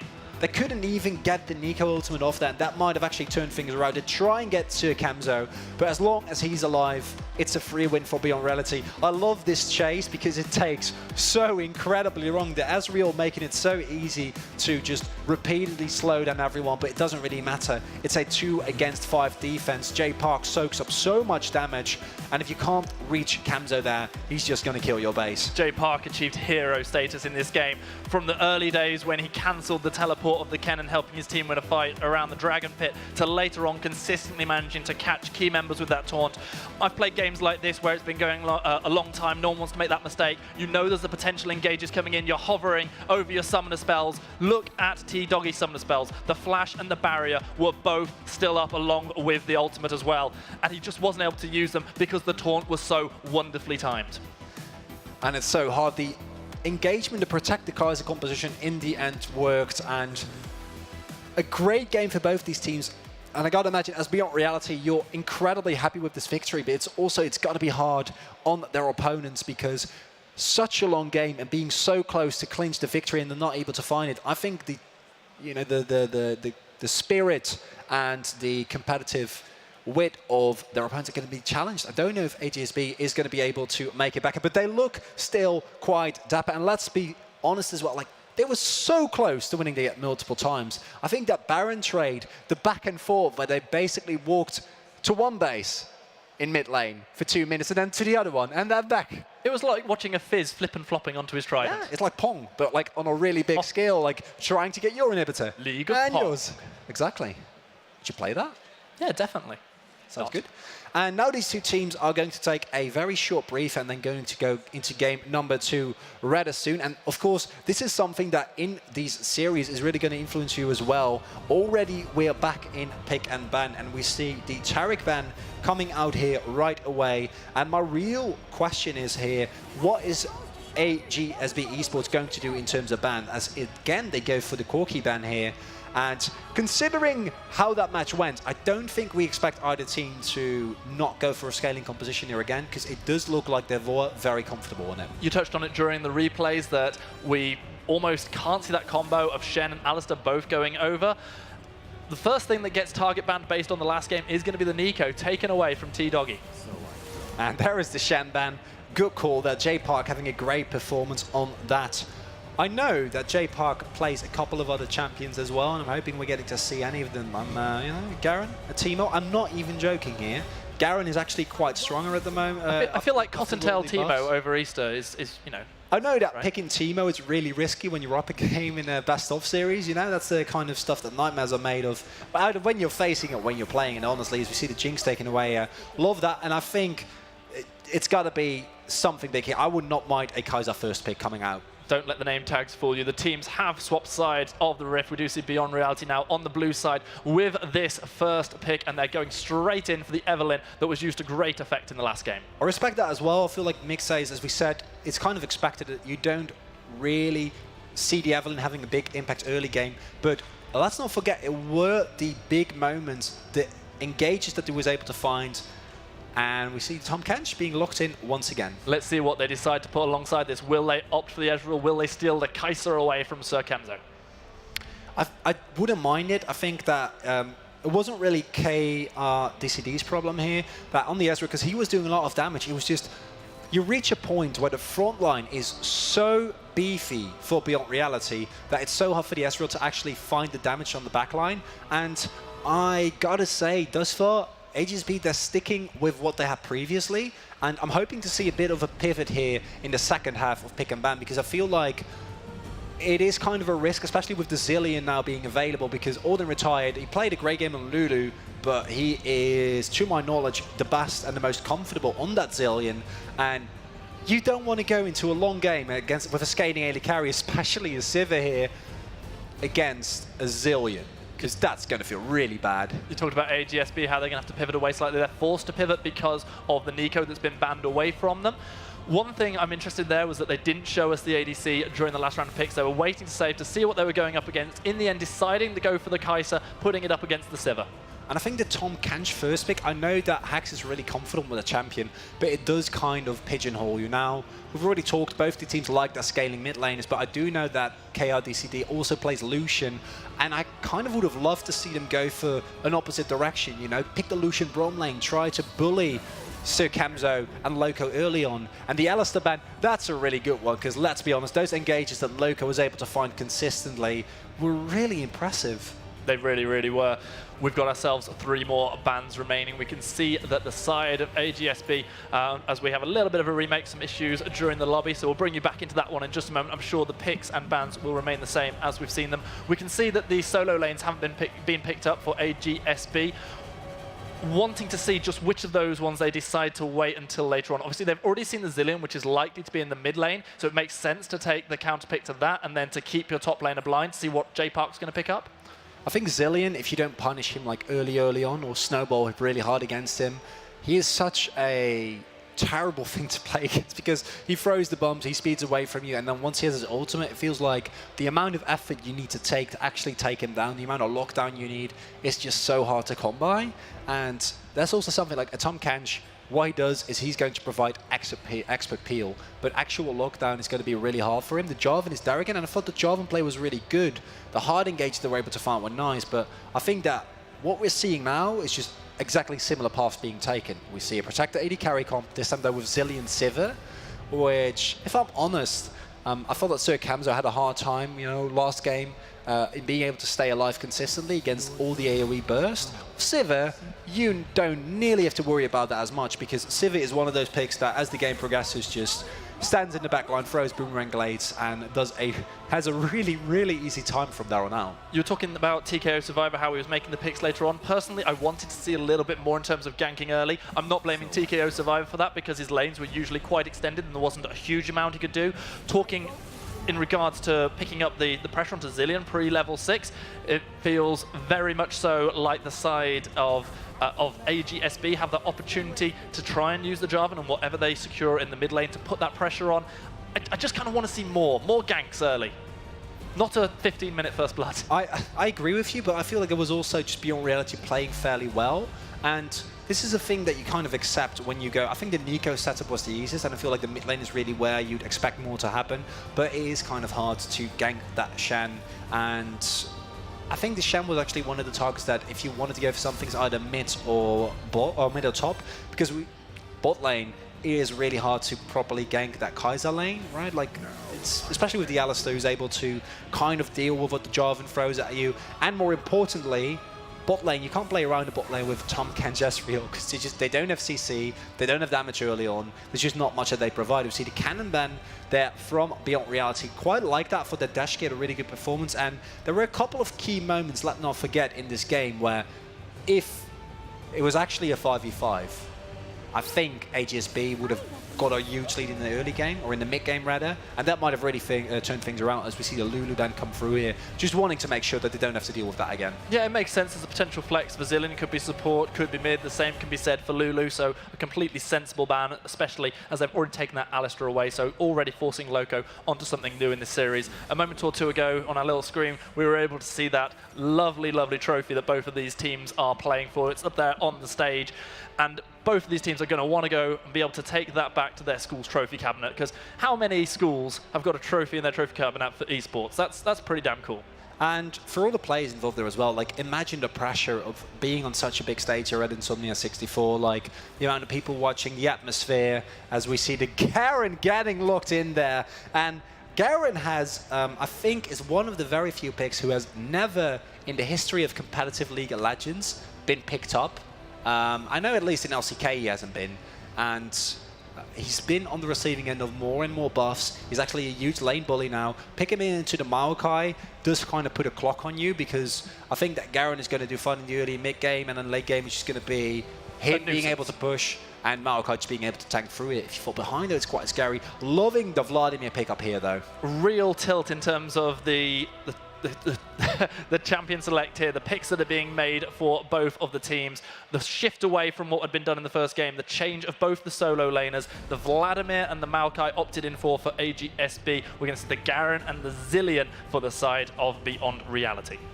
So, taking a look at these two comps, I think AGSB just effectively, let's be honest here, went for roughly the same comp. The really big difference is that instead of a carry top lane, you go for a Maokai. Considering the front line that they really didn't have last time, I don't mind it too much. I think that the cannon was a good pick, but it was banned away here. Otherwise, I would have liked if they went for that again. And the Vladimir, I hope we're going to see more damage coming up here, because last time the Nico, it did provide a lot of utility, but the Vladimir with the Hemo Plague is going to be able to set up these huge burst moments. It's going to scale a lot better as well in terms of how aggressive he's able to build while still being safe, because, you know, late game Vladimir feels very unfair to play against, and is also more of a hyper carry in late game than the Nico was. Then on the other end, it's Zillion, it's Civic. It's a protect the AD carry comp again, as opposed to a Shen, which does provide more for your carry specifically. You now have the added threat of a Garen who, don't be mistaken, if Garen ever gets ahead in this game, he is one of the most frustrating champions to play against. And the Tom Kench is going to help, but a big beefy Garen, you know, the Black Cleaver into something tanky is still going to be a nuisance for you to deal with. I really like the AGSB changes personally, having that extra bit of tankiness coming out of the Maokai that they really didn't have in the last game. I think that's going to prove massively useful to them. I also feel that what you were saying about Kennen not always being in some of the team fights, that gets changed around slightly. If the Maokai, you know, he's going to be forced to be there to tank up. He's not going to be off on his own doing his own thing. But my big change is that Vladimir. Nico, as the game went later on and AGSB fell behind, wasn't able to put the damage out. Vladimir, on the other hand, absolutely will be if he gets anywhere near the late game. Yeah, and even then, with the, like, I think Zillion Civil late game is just, it's not as bad as Lulu, Alistair, what we had last time, and Shen as well. The Shen's a big change. The Shen made such a big difference, because every time you try to really go deep in on Kenzo, and it's also relieves a little bit of split push pressure. But every time you go in on Kenzo, there's also a, say what, 4-6 on the health, then United Shield, depending on how low he was on health. And now there's more threat, but there's less pressure in the top lane, at least. I do feel like, personally, I would have rather seen a Stein, which is also a really tanky pick, but his skills are a little bit better, and it has the added benefit of being really good hard engaged. Well, with Maokai, maybe you can get a flash root off, and maybe your ultimate can catch someone, but it's not as nearly as reliable as an unstoppable onslaught right into 5 people. Ladies and gentlemen, congratulations are massively due, not just to the team Beyond Reality picking up that first win, but to my man Chronicler, who got his first prediction right in a very, very long time. Oh. Big round of applause for Chronicler, everybody. Come on. Well done, Mal. Oh, thank you. That warms my heart. I know my predictions have been on par thus far, and I'm going to say we're going to get a 2-0 here, because I won a 1-1. Okay, there we go. I want to see a third game between these two teams. I think that... Just as your curse has just died, you've decided to go, actually, I'm going to attempt the curse to try and get a best of 3. Yeah. I love you, Mal. So, my best here. Well, we are going to see whether or not these two teams are going to go to a third game as Beyond Reality look to close out the series. Again, jump on Twitter, please, and use that hashtag British Esports Champs tag. The more we can use that, the more we can get that rolling and find out just what all you wonderful people are thinking.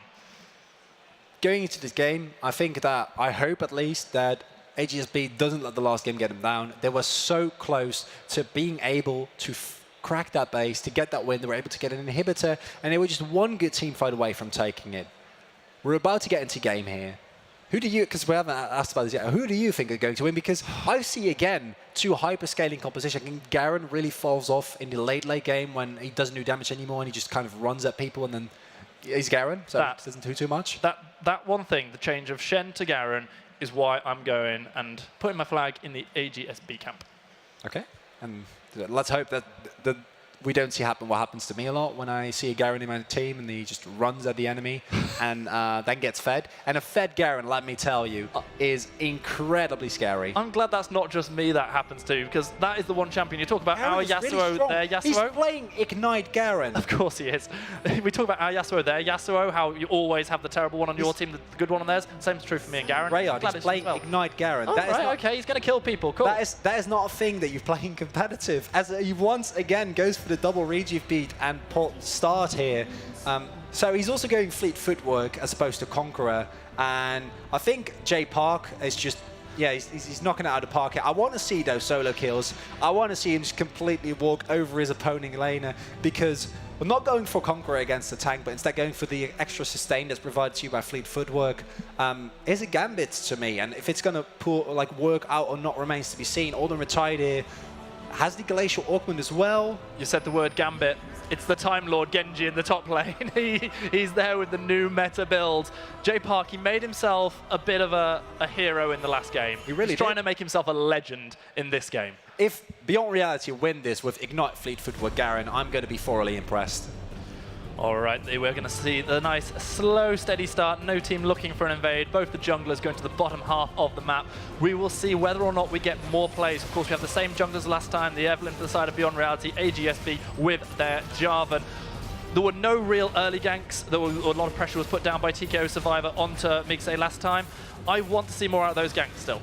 I think the big difference here is that there actually is a merit now into ganking top lane, because the Ignite makes you so susceptible to ganks. Garen in general has kind of an issue where, because he has no real mobility besides just running away from your opponent with your little speed up, it's really hard for you to get away from a rude knockup from the Jarvan Maokai. So I actually think that, especially without a teleport, if you can get the Garen behind early on, if you're able to knock Jay Park out, then unlike last game where he's Shen, you know, he's going to do whatever he's going to do regardless. You're not really going to be able to shut him down. He's going to do his thing. It's going to be incredibly tough to do that. And if you force the Garen out of lane, he hasn't got the teleport because he's opted in for what you could call the Brave, you could call the greedy option of the Ignite. Really want to see just what the TKO Survivor can do in the top lane to make Jay Park's life hell. Buffing is a lot better here, though, for Migsay, able to pick up the Scuttle Grab here on top side, as opposed to last time where TKO Survivor got a double Scuttle start, which is nice because you want to get the level 6 early. We saw last time as well, once he actually was able to get to that level 6, he was able to make some plays. No first blood till, I think it was, what, 10, 15 minutes last time? It was a long, long time. Really long time, wasn't it? And this time, with these hooks, as the flay unfortunately doesn't hit, we might be seeing something different. Love that they go here, and Loco actually, according to himself, he's the most comfortable here on the Thresh. He's going for that one over the Alistair. His engages were very on point. Now we've got to see if his hooks are good. Based on what we've seen so far, he is 1 for 1. And it's not too bad. You know, in the grand It's scheme of perfect. things. It's really early in the game. I'll give it to him as we see a bomb drop down T-Doggy. Vladimir, of course, not really a champion before you have max level and Transfusion and a couple of items, but then once you reach that point, he is an absolute nuisance to play against. So much sustain. And the AoE damage, again, Hemo Plague layered on top of a Cataclysm is always going to remain scary. Talked about summoners in the top lane, looking at the mid lane, Alden retired, goes for the safety of that barrier, whereas we can see that not only has Maokai gone for a teleport, but so has Vladimir, and so has Kai'Sa. That is the triple teleport team against a team without a single one. That is crazy, but let's be honest, after last game, which basically in a lot of cases, we see a hook hit here, but 100% record continues, Hex keeps getting caught, the Frog keeps getting pulled back, the damage put down onto Tom. you know, he just shrugged it off, Stump Canch. His Grey Elf just waddles away as he does. I'd love to know which guy in the dev team came up with the bright idea of Grey Health. I really would. I love it. Stupid You like Mike. it, wouldn't you? Grey Hard, Grey Health. Something there. So we see They should actually say a grey big hair. wave. I wouldn't. A big wave being built up here, and I'd like to see Jay Park. Maybe he does this one. He goes back and picks up his. I assume he's going to be a phage, but maybe he's going to go for a different build as well. Loco stepping far forward here, but TK Survivor looking for a gank. There was a recall being channeled there by Mixay, but I think a bit of vision onto Jarvan, let him know that the opposition jungle was here. We have the potential 3 versus 3 about to break out. Let's see whether the Flag and Drag is going to come in. Here comes the Jarvan, the nice Hex Tech skin. He dashes on forward, does not manage to get the knock up. The heal is used to get Loco to safety. Now the hook is going to land onto the Kai'Sa. The damage being coming in by Beyond Reality. Evelyn did not complete that recall and is now going to be able to join the fight. The flash forward used by Sir Kemzo trying to get the first kill. The Devour used by Hex. He's not got a flash available himself. He's got to be so very, very careful as the ricochets go down. But everybody lives again. What is it about these early games? We saw this last time. Give me kills! Both of these two teams are really happy to disengage, rather going for the safer option than trying to force something and get a big play going. And we see now Dashki does have to back here, and this is going to further exacerbate the CS advantage that we see for J Park, who can stay in lane for a lot longer because he's resourceless and he has a ton of sustain. The teleport is going to alleviate that a little bit, but that means that you do lose a lot of pressure here. So I'm interested to see whether or not Dashki is going to walk back to his lane, and it looks like that is what he will be doing, meaning that we're going to see J Park get even further ahead. Oh, that's the first hook that we've seen missing from Loco. On the back of that fight in the bot lane, there is only the one summoner spell remaining, and that is the exhaust for Loco. And I think that is something that is kind of interesting to me. Going for the exhaust there, I would have not minded the ignite. I would have definitely landed them a kill there, instead going for the safer option.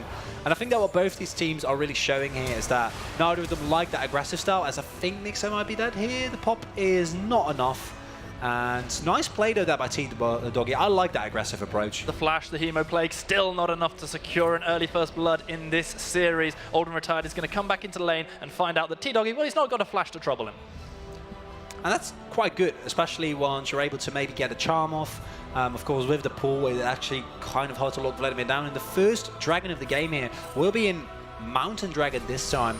And we saw last game what a Kai'Sa can do when they find a Mountain Dragon. And that's really what AGSB is going to be looking for. All right, just a nice, slow and easy start. The hook is going to land. Kai'Sa, who is summonerless, gets devoured by the Tahm Kench. The chase is on. So Kemzo picks up a nice easy minion, not able to catch any more onto the Kai'Sa, but the danger is clearly there, and Loco showing his comfort on the Thresh. It's the so you have Zillion and Tahm Kench. I'm really happy they're on the same team, because that would be even more atrocious to play. Oh my God. Both of these picks are so good at negating aggression and trying to alleviate the pressure from plays. And we see Loco again looking for a hook. Survivor is making his way down the bot lane, and Olden Retired of all people is hiding in a brush. And Mixay still not having hit level 6, hasn't got the invisibility available, but is going to start walking towards the Krugs, trying to get that ultimate and also the extra passive in for Eve, which is so very crucial to her kit. And as TK Survivor is going for the bot side vision there, we see J Park really putting the pressure that I kind of wanted to see from the Garen here, finding it 20 CS up, and I think that's only going to get better and better, because we're quite far off from a point where Maokai can just shrug off all the damage. J4 shown himself in the bot lane, done a little bit more than in the last game early on. However, I'm slightly disappointed not to have seen him putting pressure onto that teleportless J Park. We see J Park making his way towards the scuttle, and he needs to be careful. Hasn't spotted him yet. There's a vision wall there, and a flank might be set up, but Dashki isn't going for it. Olden Retired decides not to blow the flash, not to blow the barrier, instead using the lower cooldown that is his ultimate, and that's going to keep Zillion alive. Still, guess what, Mal? No first blood. Wow, we're about to approach 10 minutes as J Park is going to make a play here. Doesn't want to take the risk, and I respect that. Although the Hemo Plague is not yet available, but they still don't feel comfortable, and I understand, because Mixay is still just a little bit off from the Runic Echoes. Once that is available, I think that they actually can go for a 3v3 here if they're confident. And the bot lane, Loco and Sir Kemzo doing a great job thus far at keeping Key R, DCD and Hacks underneath the turret. T-Doggy is showing everything that I really hate about Vladimir and what makes him good. This is someone who's got a Doran Shield, a Kindle Gem, and just the amplifying tone for damage, but he's still able to put so much harassment down, almost picking up that first blood onto Mixer with the ultimate. And it's just what Vladimir does, and he only gets worse as the damage comes in later on into the game. And just a Kindle Gem now is already enough to do a little bit. But let's not forget, Olden Retired, actually the Zillion Bomb is going to do a lot of damage. There's a lot of reliable CC as a hook. Unfortunately, Fresh gone. Yeah, everyone hits a minion sometime. I hit minions a lot. Not when I meant to either. I understand, but that's why you're not in the finals here. That's why I don't play Thresh. Good call. Really good call. So we are now approaching 10 minutes for what is now the third out of 4 games No first blood is going to happen before the minute timer hits double digits, unless Garen has something to say about it. Meanwhile, here comes Mixer. He's got the ultimate available. He's dashing himself forward. The pool is not yet used, and that's an easy Widowmaker. It was pre-10 minutes, Mao. I love it. 10 seconds just before the timer, and the CC layering there, the charm into the double bomb, nothing that you can do there as T-Doggy, and a first blood here for Mixer, who we've seen can find these assassinations. Great start here for Real Reality. Hook starting to land again, this one onto Tom Kench, but that's going to be Kaiser stepping forward, getting a bit of damage back on as the tongue lash is going to hit Sir Kenzo. Really even trades going down in the bottom lane. It is going to be Kaiser who's consistently being forced back a little bit more onto her turret. The difference between the BF sword and obviously the what's the item for the Hero Shard? That's the one, that shard. That one. I knew. Yeah, no, big difference. Big difference. In terms of auto damage and how much is going to hurt you once you try and go for these trades, and Surkam's already in a relatively comfortable spot. Of course, Sivir takes a while to ramp up. I'd also like to draw attention here that J Park completely disregards normal Garen builds and goes for a Black Cleaver first, but instead has picked up a Joram's Fist. So I assume he's going to go for Titanic Hydra first, which I've never seen, but then again, I've also never seen Fleet Forward Knight Garen, so he might be onto something There's here. potential for Steric's Gauge as well, I suppose, but having shown what he could do with the Titanic in the last game on Shen, it wouldn't be entirely surprising to see this build. With that phage completed, I think we might have a bit of an idea of what he's going towards. Nope, no I haven't. So now he goes for Phage again, and I'm thoroughly confused, just like Joram's Fist, I guess. The box is put down by Thresh. The jump forward, Sivir uses a nice bit of execute damage, picking up her first kill of the game. And now Nixay able to pick up a second kill here. 2-0 currently for Beyond Reality, already looking a lot more comfortable than they were last game.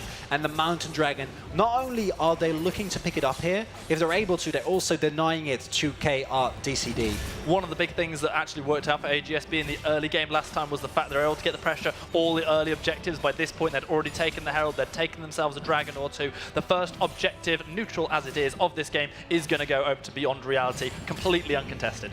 And the pressure from Garen, 20 CS is not too much. I don't think he's even used his Ignite yet. But J Park going to be able to pick up a couple more plates now with the Mountain Dragon. That's going to go a little bit easy as well. Of course, he's not running Grasp, so he also doesn't have Demolish procs available to himself. So it's actually going to take him quite a while to get to. And now we see TKO Survivor. I thought he was going to move towards topside, but it also feels like he's a little bit more scared to make some plays. It will be committing to that now. And J Park does have the flash, but of course, I guess senses it, and TKO Survivor not finding anything in this game yet. So many hooks landing. Flay going to pull Hex back very, very slightly, but able to stay strong using the shield from the Grey Health. It's actually Thresh who takes the worst of the trades, having to back away very, very slightly as we see Kaiser picking up yet more CS underneath the turret. Herald is available. So far, there's only been one turret plate being taken all the way across the map. Turret plate is going to be falling off very, very shortly. Do we have any reason to believe we might see some of those turret plates being forced before 14 minutes, or even attention towards the Herald? I'm hoping we'll see some attention towards the Herald. I think it's already too late unless you now go immediately for Herald and then drop it down somewhere, which I don't know if that's an avenue you want to take. And Mixer, of course, playing as an Evelynn is so nerve-wracking because you never really know where she is, you never know what's going on, and she can punish you so incredibly easily. And I would like to see some bot lane plays being picked up because Camzo and Loka actually have been able to consistently push in, but they haven't really been able to capitalize on that. Here comes the Evelynn, the Flay not quite connecting, neither does the hook, and that's going to be Mixay just stepping away again as we do see Tom Kench and Kaiser feeling safe. I don't think they know the Eve is hit. The ward is going to go down, not spotting Eve out. She is completely camouflaged. Meanwhile, the continued push coming in as the turret plating falls off in 30 seconds. No extra gold is to be had. TKO Survivor making his way. There's no teleport available. Don't forget this, so a play here might actually work out really well for AGSB Esports. Here comes TKO Survivor, the flag, the drag, the knockup onto the Thresh, flashing away from the Plasma. We got caught by the Plasma, caught by the Cataclysm. TKO Survivor picking up one kill. Evelynn is lurking the wings, potentially trying to get some kind of call. The teleport came in from Maokai, helping to secure that one. Not entirely sure why. It leaves Garen completely on his own, taking down a couple of turret plates in the top lane. It was just the one kill. It was probably worth it for AGSB, who needed to get something going, but maybe not the teleport. That teleport investment, though, turns this from a really nice play and a great catch there on Loco, though the Flay tried his best to make it work, into what is going to be losing first turret blood, because this is a full health turret. Yes, the platings have dropped, so they're going to chew through it, but J Park already knocked his down, and that's because of that teleport. And he got himself a few plates as well before the 14-minute timer had gone over. He's going to get damage from the inner as well, and it's not so just much. that. It's the experience. It's the amount that he's now 30 CS up on his opponents, and Dashki is going to have, like now still has the Sunfire Gate, but I think as soon as the Black Cleaver is finished, J Park is going to have a great time. Oh no, Mizkay getting very much so caught out, using the Widowmaker to try to jump back. He's got the Zillion ultimate on top of him, but flashes himself away. Fresh putting the box down, trying to get his team to safety. He's definitely going to be the sacrificial lamb. Loco going down to KRDCD. In dashes Deshki, trying to get more. It's going to be Maokai tanking things up. 2 kills picked up for AGSB Esports. They take the kill lead. And just greedy play here from Beyond Reality. You're not hitting your item spikes yet. You don't really want, especially considering the fact that you've just had a really nice play, don't want to overcommit here, and they're going to give a couple of kills for that and the bot lane turret, so that means that their slightly gold that they were able to build up on the back of those previous plays is going to be negated somewhat. I think that in a straight up 5v5 scenario, we're going to see a similar pattern to last time where it is all about Sir Camzo. J Park, with how strong he currently is, the big lead that he has, is going to have a big impact, but there's going to reach a point, and let's be honest, with the pace of the game thus far, those glacial augments are also kind of how the game feels at the moment in terms of pace. It's just going to take so long, and J Park says slow pace. Garen goes for the flash, goes for the ignite. The Demacian Justice rains down from above. A sword through the head of Vladimir. A kill for Garen. It was very easy. He made it. This is why you go fleet forward, I guess, so you always catch up to the Vladimir. And this is the kind of things that you need, J Park. Now, going back with a kill, his back is going to be huge, and Dashki thus far has been able to really hold his own. Don't think that's going to be the case. And we see that is, in fact, Triforce Garen as opposed to Black Cleaver. Yeah, why would you not? I love it so much. He's really... So I was expecting, because I was talking about this, I was expecting, you know, Black Cleaver into tanky build Garen, but instead, it looks like J Park is actually going for a really aggressive Garen. I assume that we're going to still see, you know, this Derek's Gage getting bought as opposed to what initially I thought was going to be a Titanic Hydra. I mean, I might still go for that. I don't feel comfortable anymore trying to predict what J Park is going to go for, but it's working out so well. Loco doesn't quite get the fillet. The teleports twin as they are coming in. That's going to be Tom Kent also joining the party. J4 is here. Here is the Vladimir, but they get nothing. Beautiful disengage from Beyond Reality. It looked like they'd gone deep, but they get out with not even giving a single kill or damage to turret away. Yeah, lovely play there, and it's just all done retired, speeding up Loco so much that the teleport there gets forced from T-Doggy. Loco, I don't know where you would go for the hook there, because you're never ever going to follow that up, but just tries and go for it. The Essence Reaver first here on the Sivir as well, which is something that we've been seeing more and more. It's also interesting to note that T-Doggy goes for aggressive play there, but what I wanted to say, KRDCD has the Storm Razor here, and the Flash is forced in a 4v3 scenario. And meanwhile, J Park is just having the time of his life up in the top lane, knowing there is nothing the tree can do to him right now. No, because what are you going to do? It's Triforce Garen. What's he going to do, bark at him? Yeah, I mean, that would work. Yeah, no, I understand. Bark because he's a tree. It's okay. It's not as good as the Greyheart joke. I've got to be honest with you, Stan. Come on, be level here. Okay, I'll try and do better. I'm sorry, Mal. You're usually so on the ball with the puns. Oh, it's never a good feeling when your producer makes a better joke in your ear than you just made on stream. Meanwhile, Dragon is going to get picked up. That's a Cloud Dragon going over to Beyond Reality. Mixay, who's only been involved so far in 2 of the 3 kills, I say only, that's still decent 60%, does manage to get a second objective. Okay, now yeah, manages, on top of it. wants to do even more, gets the pool out of the Vladimir. The Flag and Dragon and the Cataclysm are there. Shield is not enough from the Fresh Lantern to save Mixay, and just after he takes a Dragon, he gives away his life.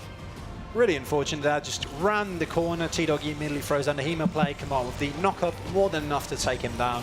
And we're still seeing a little bit of these mistakes. And here again, Sir Kenzo, I don't think you're getting out of there even with the redirect. He's not quite got the flash available, but he's got himself a lantern, and that's going to be AGSB really respecting the Zillion ult on top of Sir Kenzo, not wanting to get caught out by any of the CC that Thresh and Zillion can put down. The pressure that this 3-man group is able to put down in bot lane is going to lead to a turret for Beyond Reality. You know what I respect? If as Sir Kenzo you say, I'm no need boots, I'm just going to go Essence Reaver into BF Sword because I want the maximum amount of damage I can do. To be fair, you have the Zoe on your team, and Alden Retired has not been spending a lot of time mid lane. He's mainly mid bot lane, so you can just speed him up through that, you know? You have the boots there. Zoe. Meanwhile, we turn to J Park. He's now got himself nearly a 60 CS lead. We had a discussion recently in regards to a Flame Horizon. You were saying it's just a 100 CS advantage. I think it has to be in lane. I don't remember the last time since the meta shifted that we actually had a 100 CS lead in lane. J Park is getting close. He really is, and there's nothing that Dashki can do. This is kind of what you do as Maokai. You just, well, you know, you're ahead in lane. That is unfortunate. Jungler can't really do anything because, let's be honest, TKO Survivor, again, because this is something that I wanted to draw attention to previously as well, he's been going for such a team-oriented build in both of these two games. Last time went for the exact same build, just trying to focus on survival, going for the Cinderhulk as opposed to the Warriors, not building a Black Cleaver, not building a GA.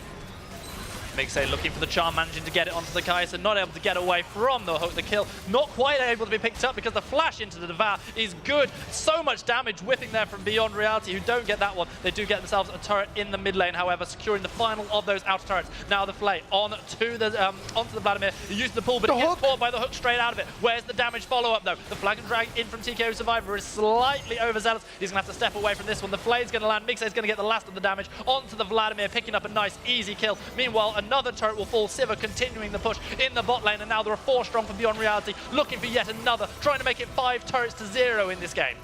And Mixay, unfortunately missing his ultimate there, but then following up with a nice charm on T-Doggy, ensuring that this push can still continue. They don't have their prime turret pusher with that though, so Kemzo has now come back and said, well, I guess I do need Berserker Graves. Kind of want those, even though Zoe, because all retired, you know, he's using the entire mana pool just to keep the rest of his team alive.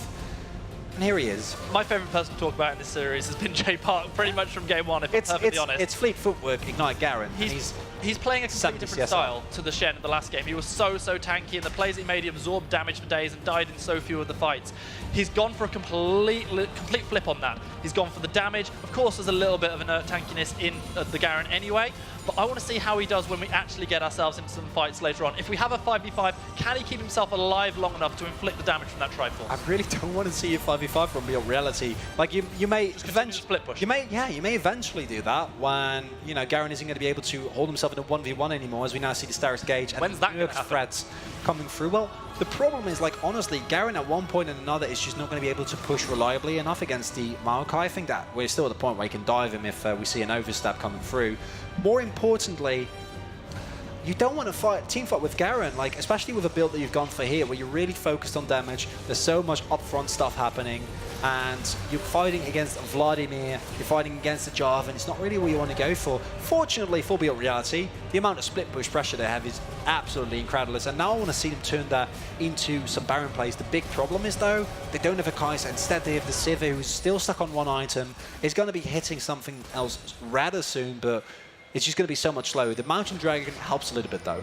Let us not forget, though, that our last game was a near 40-minute epic of a contest. Probably like halfway done by now. Exactly. We could just be halfway there. Power spikes are still to be hit for AGSB, but if this game continues to go longer and they manage to continue the de-pushing that they are doing, they stop Beyond Reality from continuing to grow this 4K gold lead that they have, they can still become exceptionally relevant. But it's so hard when you've got a Garen knocking on your base gates. It's not just the Garen, it's the added fact that Mixay is providing so much threat in the form of the Evelynn, because they haven't been able to really track her. There's limited vision, as the next Dragon will be taken here by Beyond Reality. You don't really see a way that AGSB can contest it. And because of that, you can't really pile upon the Garen as you would normally do, right? They will be setting up a trap here, though, for Alden Retire, but he's a tough target to get to. He is so speedy, easily going to get himself out of dodge. Infernal Dragon. As an Infernal Dragon is just picked up completely uncontested. Realistically, there's no way AGSB could have done that, but in terms of luck and RNG right now, that's the worst thing they could have possibly had, apart from maybe a second Mountain Dragon. I think a second Mountain Dragon would have been the best here for Beyond Reality, as it does kind of alleviate the issue of you not being amazing at taking objectives. Hook's going to land, boxes put down, in comes the Jarvan. Kai'Sa is here. We saw a Plasma flying through, managing to get a little bit of a clip onto the Evelynn. Not enough to get a kill, but enough to disengage. Tahm Kench, he's mighty good at staying alive, isn't he? That's what he does, you know. The goal for AGSB is as well is just try and get a situation where you can force 5v5 fights, where you can force these brawls. But with the gold deficit that they're currently at, I do feel like they need a really good team fight as well, which is something that I don't know if they're going to get. Oh, this is Alden Retired baiting things out of T-Doggy. The flash is going to come in, dodging himself away from the hook. He's able to get himself to safety using that Hex Tech at the end. But now here comes the Tahm Kench. The re-engage is going to come in as AGSB look to get themselves some kills on the ball. Kai'Sa using that killer instinct, but it is she who has been killed. It's Mixay picking up one. Here comes the continued flank, though, because the rest of AGSB have arrived, and they are cleaning shots. We've got Maokai with a kill onto the Zillion and onto the Sivir. Vladimir drops down the Fresh. It is going to be a 3-for-1 in favor of the AGSB Esports team. A little bit of an overextension there, not really respecting the fact that you're facing a Vladimir, you're facing a really good team fight comp. You don't have literally your strongest member there with you. He doesn't have teleport, he has ignite.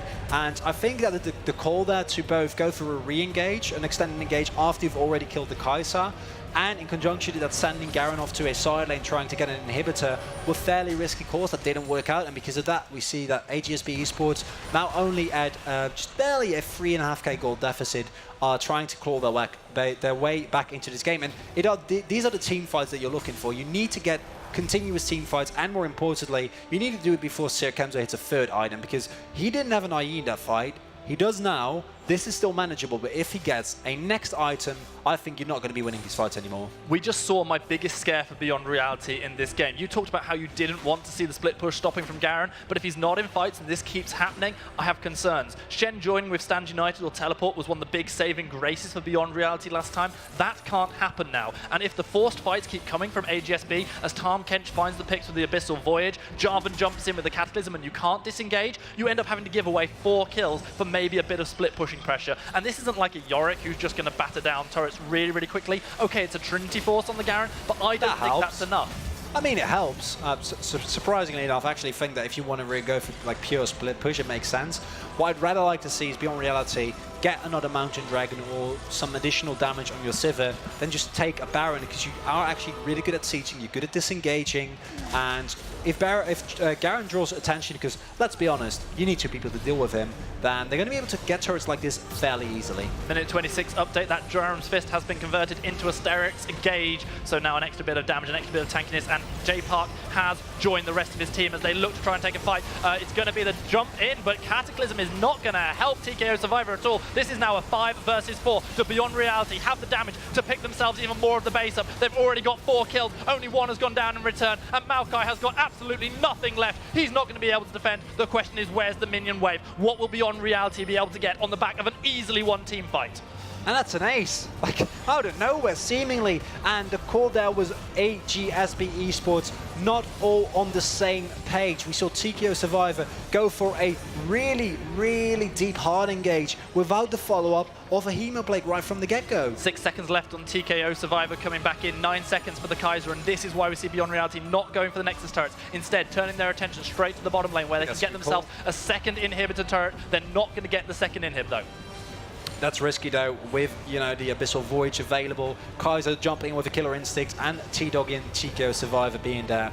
But with an inhibitor down, a lot of damage on the bot one, it is going to be fairly easy for you to set up a nice Baron play here, and AGSB Esports can't afford to get a fight like this again. Now they're at a really big gold deficit. The only person who was picked up there was Mixay, after he'd already executed a member and done all of his bursts, so you're not even too sad about that.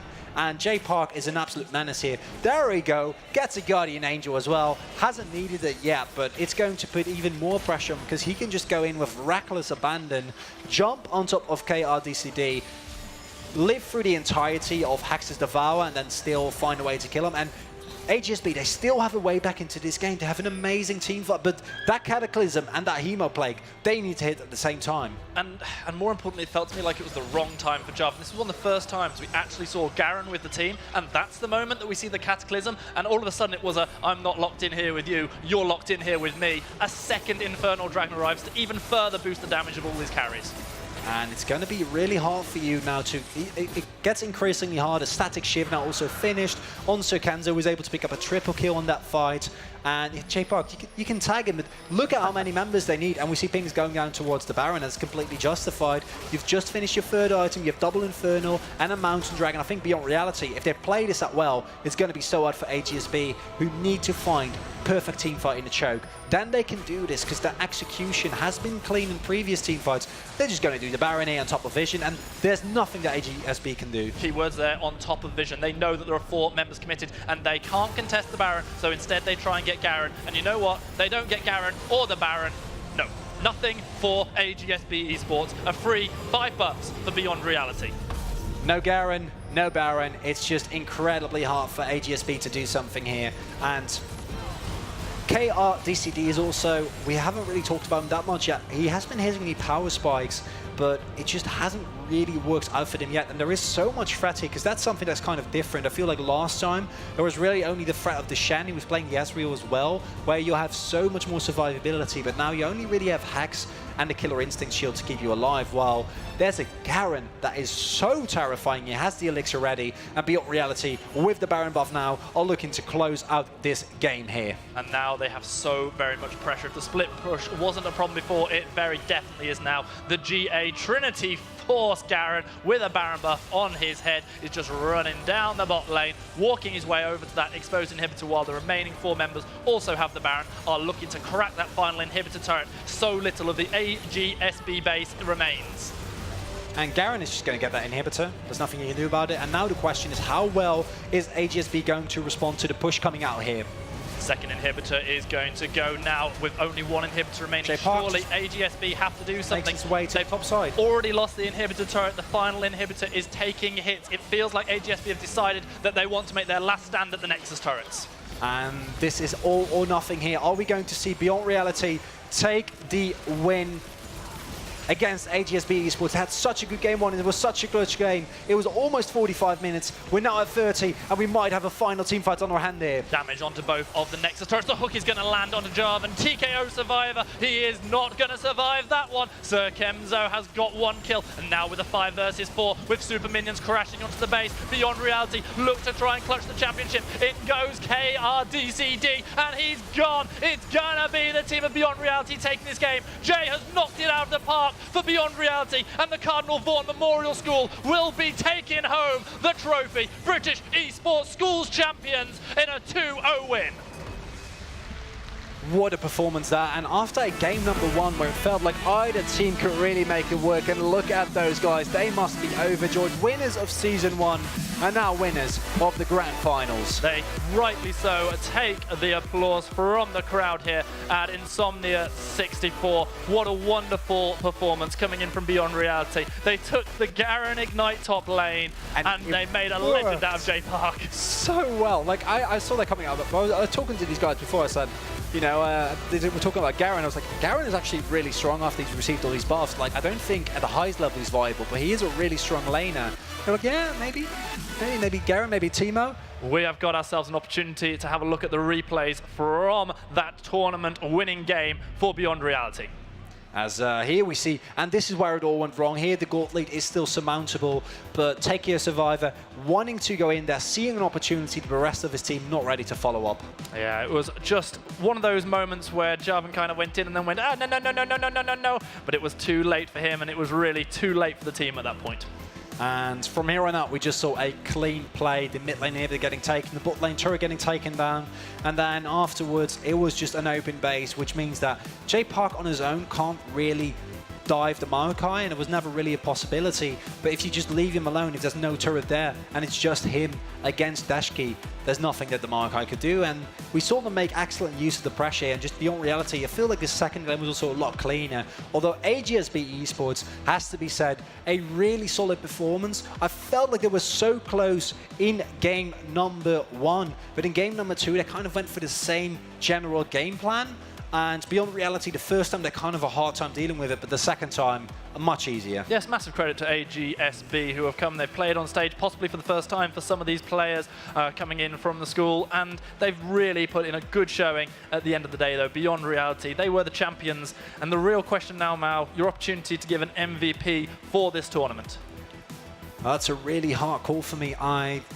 The composition would require me to go for Sir Kemzo, because he's really been the one who's been able to consistently dish out damage, right? And is able to just blow everyone up, as we see here.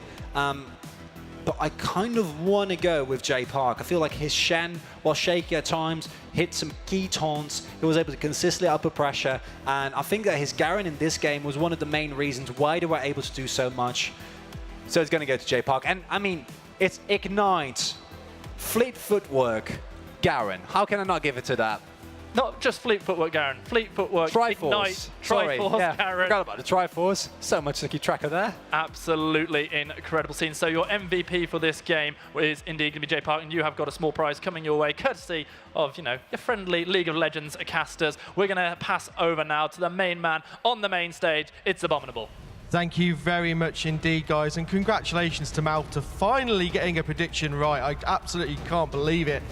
Well, AGSB, the runners-up, guys, give them a massive round of applause. What a match they put up together.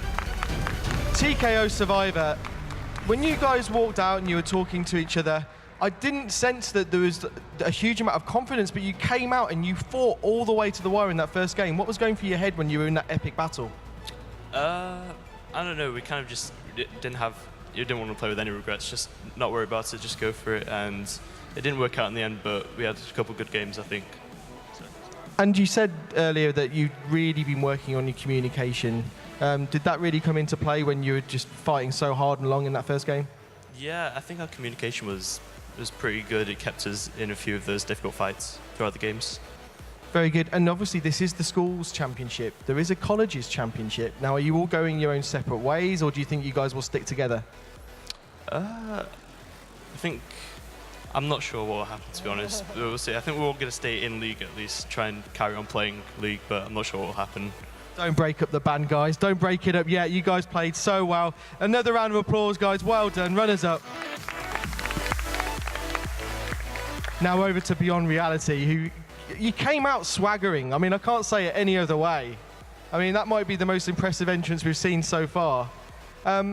I expected, based on the swagger, it was going to be a stomp, but it wasn't the case at all. I couldn't work out who was going to win that first game. How was it for you?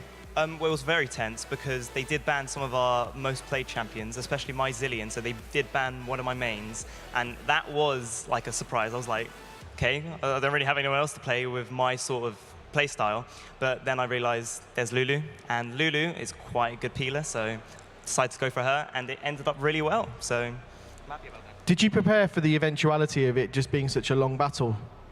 Yes, we did. So the whole point of our team comp was to go late game, and yeah, as we entered with carrying Jakub, the whole point of our team is to carry Jakub. And Jakub here, he normally does well every now and then, but because we're a team, we know that, yes, we have to sacrifice us carrying every now and then. We want to win a game, and the way we do it is by Jakub, and if it wasn't for Jakub, we wouldn't be here with 2 games won. So thank you, Jakub. That explains the entrance a lot more now. Yeah. Now, we also spoke about what you guys have worked on as a team, and it was not having a go at Jakub and also having a lot of composure. You guys looked very, very composed and peaceful. Is that really what it was like in your head? Yes. On the team comps, I mean, I don't know if any of you heard it, you probably did, but at the beginning of every game, we always have a little salute, not salute, but like a little, what's it called? A little charm, a little ritual, and so we end up singing some Bruno Mars. Don't know why Bruno Mars, but we just did. And we ended up singing a lazy song, and that calmed us down. We were prepared. We know Jakub wasn't going to fail us today. And through that, we knew, as a team, we could enjoy ourselves and, more importantly, win a game. Well, we enjoyed watching you win, and congratulations to you, and we hope we see you in the colleges championships as well. Please give them a great round of applause as they take their trophy. Beyond Reality.